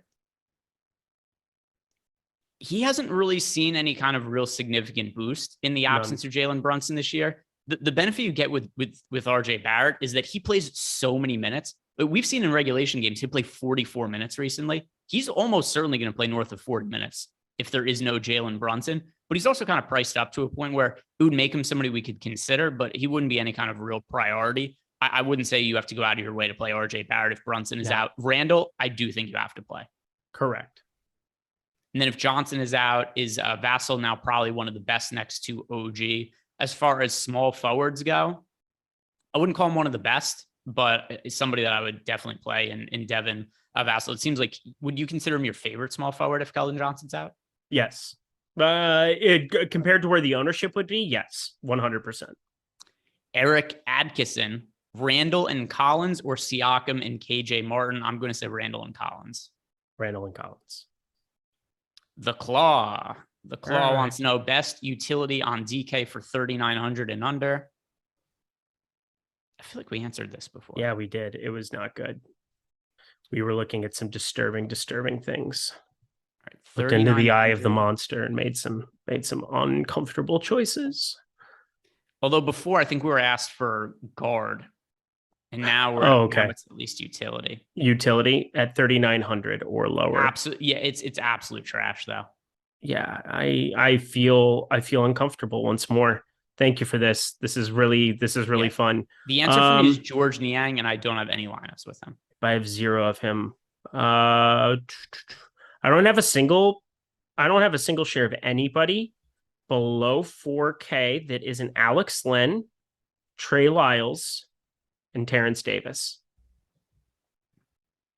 Not a single share of anybody. So just saying, those are the only 3 I have. But the other thing too is he's 3,900 in his spot. I'm not leaving $900. Yeah, exactly. By Alex Len. So. No, you should find $100. You should find 100, and you can at least get to something that isn't soul wrenching. Even though 4K doesn't really do a lot either. The next question, where did we get all of them? So we got those. Let me check the Discord. If we have caught up on all the questions in Discord, then Jordan, pull up Bet Pro, because we're going to look at that next. And Eric and I will find some of the bets that we like on Bet Pro. And then also, you got signed up for BetMGM using that wonderful, wonderful promo picture of Eric Lindquist, which he reenacted. People are tweeting at me the pictures you reenacting. It's in our Discord. People are sending me messages of you doing the pose. So we'll start looking at those. Although, we just got a question from Collie Poston Super Chat. I like Collins and Okongwu a lot, obviously. When I use Fantasy Cruncher, I cap them at 30%. They get 30%, but they're in all of the same lineups together, none with just one and not with the others. Is there any way to adjust this? Yeah, go into groups. And there's a couple of different things that you could do with this. For your situation, what I would do, cap Collins and Okongwu, but make it so that they have like negative 10% fantasy points together or something along those lines, and see how that changes your lineups. My guess is that you don't have randomness on. I would put randomness on. So what's probably happening is you're probably making out however many lineups. Let's say you're making 50 lineups, and it's going to spit out your 50 top projected lineups first. And then that would probably have a lot of overlap where they're all going to show up in the same lineups. Ramp your randomness up to like 25, 30% even. If you're using normal distribution, you could go 125% if you're using Fantasy Pro. If you're using Fantasy Cruncher Pro, that's what I'm trying to say. But yeah, you need to nuke some randomness so that you don't get them in the same lineup. And I think that should fix it rather than even having to make a group. Yeah. So that's also, I didn't think about that, but yeah, if you're not using randomness, turn randomness on, and it's not going to be, I think people think of randomness and think it means that they're playing totally random players. It's not really the case. It's just going to diversify your lineups a little bit. Yeah, it extends the projection on either side of it. So like, it'll be a 20-point projection that'll go to 18 or within the percentage that you have there. And that's when you're using normal distribution randomness. The Claw wants to know thoughts on James Wiseman. He just doesn't play very much for this team, nor should he. James Wiseman is terrible. So What ends up happening? He tried really hard on defense the other night, though, Greg. I don't know if you saw the YouTube clips. He was trying on defense. Well, he played 8 minutes, so he didn't really play enough for me to know.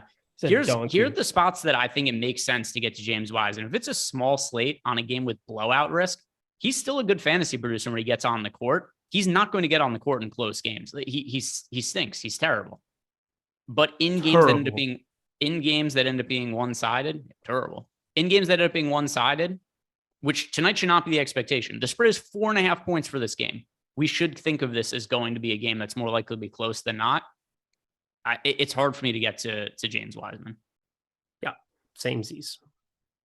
8 minutes last game. Hard to give him very much more than that. Seems bad. JEW is saying for a DK single entry, DeJounte Murray and OG Anunoby, or Van Vliet and Vassell. I prefer DeJounte Murray and OG Anunoby. Agreed.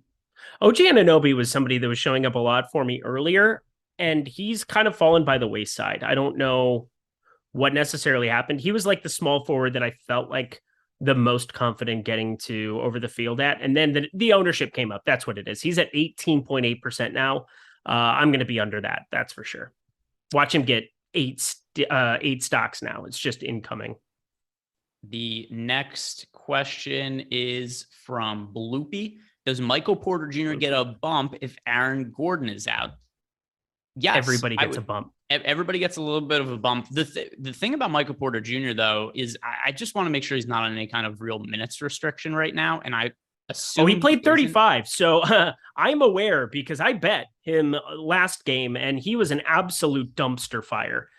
He only had 13.5% usage. He went 8 and 7. I had 20.5 on his PRA, and he went under playing 5 minutes extra in overtime. But that's the most minutes that we had seen since he got back. I mean, he's had 2 games since getting back. I think in regulation, you're looking around 30. I think that that's good enough. I expect, he's around a 1 point, what is it? 1 point, right at a fantasy point per minute player here on the season. Everybody's going to get a bump. But Aaron Gordon being out, it really just opens an opportunity for Jamal Murray, Michael Porter Jr., Bruce Brown Jr. to be a little bit more involved, but there's no direct beneficiary. It becomes like Christian Braun starting. Vlatko Kansar has played in relief duty in some of these spots. They have enough bench players where those minutes are kind of diluted. It's really hard to pinpoint who I would want to play more of. It just becomes like Jokic, Murray, Porter Jr., the same guys you would have interest in anyway. Got another super chat from the Claw 28. Wiseman, Aldama, or Kennard. I don't have exposure to any of these guys. I know he's really pushing. He just wants one of these cheap guys. He's trying to force him into a lineup. I get it. You get to that one lineup spot and you're like, hey, who is it? Who's the guy? Sometimes there's nobody. It's very, very difficult to advocate. Somebody's going to go crazy that you don't expect more than likely from that range. But the problem is you still need to get all the other 7 things right. And you still need a lot of breaks to go the way of a lot of these guys who are sub 4K, where they are going to be nothings in your lineup a majority of the time. So don't try to force it. For me, the answer is Santi Aldama with the caveat that I've been projected for 14.5 fantasy points. It's just absolutely disturbing. Don't do that to yourself. But yeah, that's going to be the one. By the way, people are going crazy about Joel Embiid right now. He's off to a good start, but I mean, we're halfway through the first quarter. He's got 8 points, 1 rebound, a steal, and a block. It's not like the slate's over if you don't have Joel Embiid. People are overreacting? It would appear to be the case. No. Guys, this is a calm show. We have calm analysts giving you calm analysis on a day-to-day basis. Don't overreact to, 10 minutes of basketball. Don't do those things. But I mean, if you don't have, maybe just start building all your lineups for tomorrow and tilt enter, triple the lineups you would have otherwise. There it is. Or late slate exposure to that Charlotte Golden State. I do think that this is one of those nights. Correct me if I'm wrong. I do have this kind of a take. I find myself on these 2 gamers. You're going to have a lot of lineups that outperform what you had in the main slate. Like you get these 2 massive game environments. I guarantee you there's going to be some lineups that you're just like, oh, if I had only put that on the main slate. Well, one, you never would have. You're eliminating 8 teams from the conversation, and that's what it is. But all it takes is like a chalk play or 2 to not turn out, specifically Sokan or Pokashevsky. And you could see a lot lower scoring slate than what you could be looking at Charlotte, Golden State, Denver, Sacramento. I am very much in favor, even on this main slate, of trying to get to more of those Sacramento guys. We've talked about that just because if anything breaks your way, there's a lot of news that we're waiting on where things could get very, very interesting. You could have some value that shows up. So these game environments are awesome on the tail end of tonight. Late slate, definitely something that I'm going to get exposure to. Keldon Johnson is listed as active in the in-game notes. I will say, though, that those are notoriously not accurate all the time, but it does make me think that I wouldn't say that Keldon Johnson is definitively in. I would say that makes me think he's a little more likely to play than not, though. Yeah, and it's pop. You never know. We'll see what ends up happening. I don't really think that means too much. If I had to guess, I would say he plays. I don't think that's definitive, though. Let's get to the Bet Pro now, something that we were trying to queue up for before, but we had the questions come in, wanted to make sure that we answered all of those for you guys. And I'm curious to see what are the bets that are rating out well for us right now, because I have bets that I placed earlier in the day, but then the show starts, lines move, and you never really know what could end up looking like good prop bets by the time that we get to the show. So here's how the Bet Pro works. I assume for a lot of you guys, this is going to be the first time you've ever looked at this. And something I should note as well. So our projections, when players are listed as questionable, we have them as in our projection. So here's the way that we've highlighted some of these players. We have the color code up the top here. So if there's a player that is questionable themselves, they're going to have this orange outline around them. And if there's a player on their team that's considered an important teammate, then you're going to see them with this yellow highlight. So then, like, hey, this under might look good, but it's something that we wouldn't want to actually bet unless we were to find that players ruled in. So for instance, right now, you'll see De'Aaron Fox is somebody who we have the under projected well for his assist right now, but it's because we have Domantas Sabonis projected in. So you'd look at that, you'd see him be highlighted. And if you're using this tool the way that it's intended, I would avoid the De'Aaron Fox bet. So just a good way to kind of identify some of the players that might be outliers because of injury situations. But here's a bet towards the top that's a BetMGM number that I do like quite a bit, Eric. Brandon Clark, under 5.5 rebounds. We have projected for 4.4, and the under is a plus money bet over at BetMGM. 5.5 seems like a fairly high number for Brandon Clark. So I do like the under there. I don't think he's all that likely to get to 6 rebounds, especially when we're getting plus money on the under there. I only have Brandon Clark projected for 18 minutes today. I know he played extended minutes last game, but I think of that as more as a one-off. How are you looking at Brandon Clark for today, and do you like the under?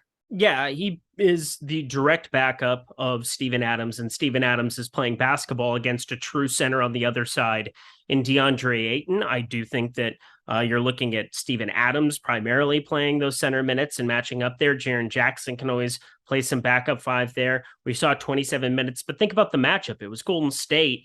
Kevon Looney, if he wasn't on the floor, you could basically have Brandon Clark out there for extended time. It also was a game that got wonky towards the end. Steven Adams missed that last rotation, only played low 20s minutes. So yeah, let's not overreact to that. I do think that one stands out pretty nicely.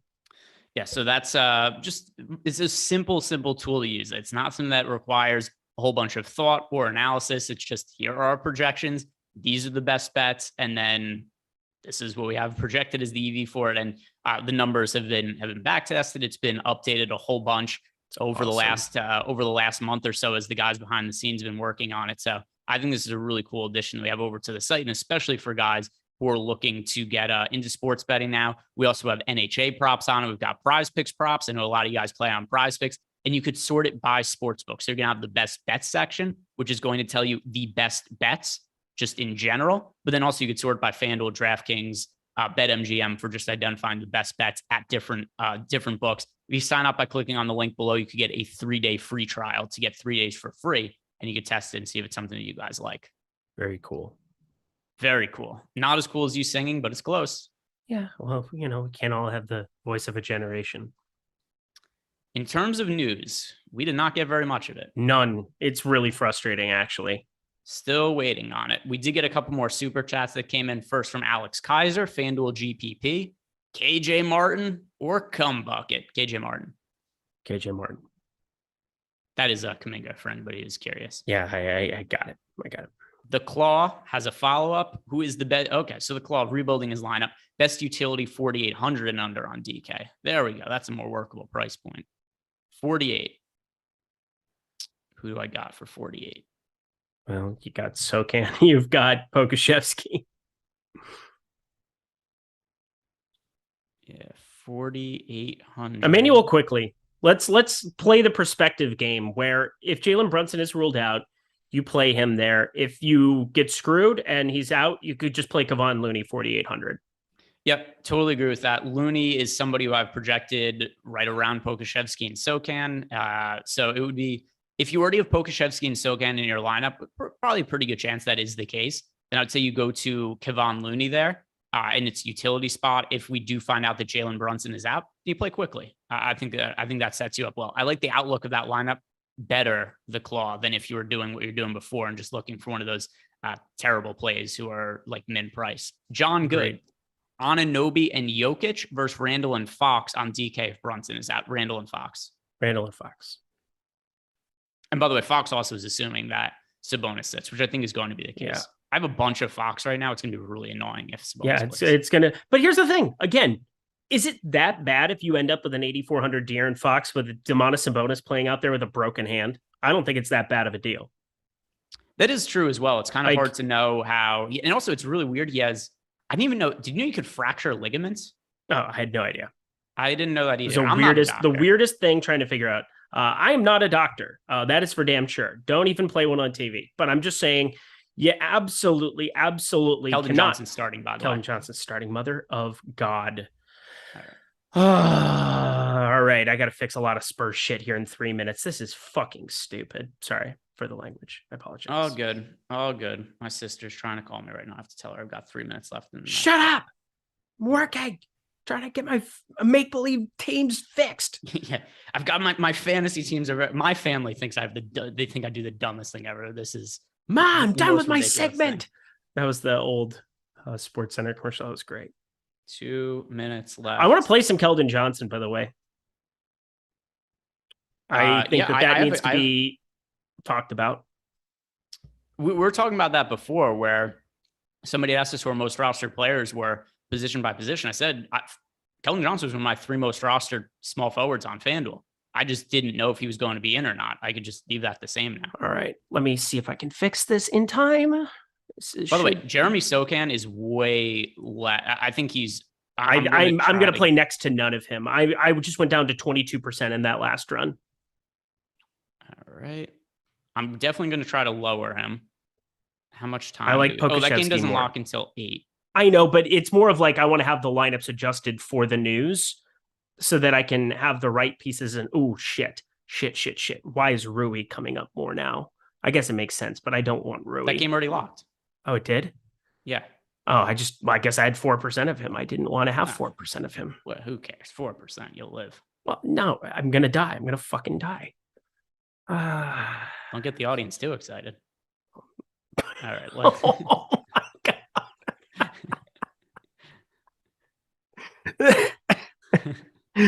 That's really funny. I'm just gonna wait until this next game locks. Done. Adjust all right, I got it.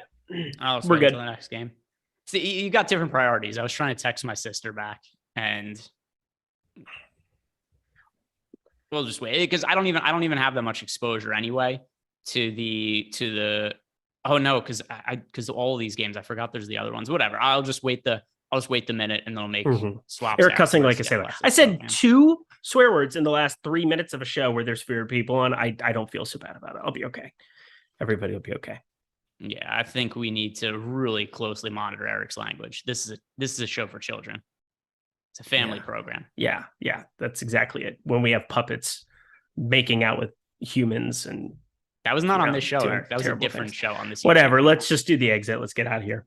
Yeah, let's do it. So, guys, that is going to do it for us today. I would say to like the video and subscribe to the YouTube channel. But you guys already did it anyway. That's where we got to see Eric do the pose. We got to hear him rap, although he kind of did that on his own accord.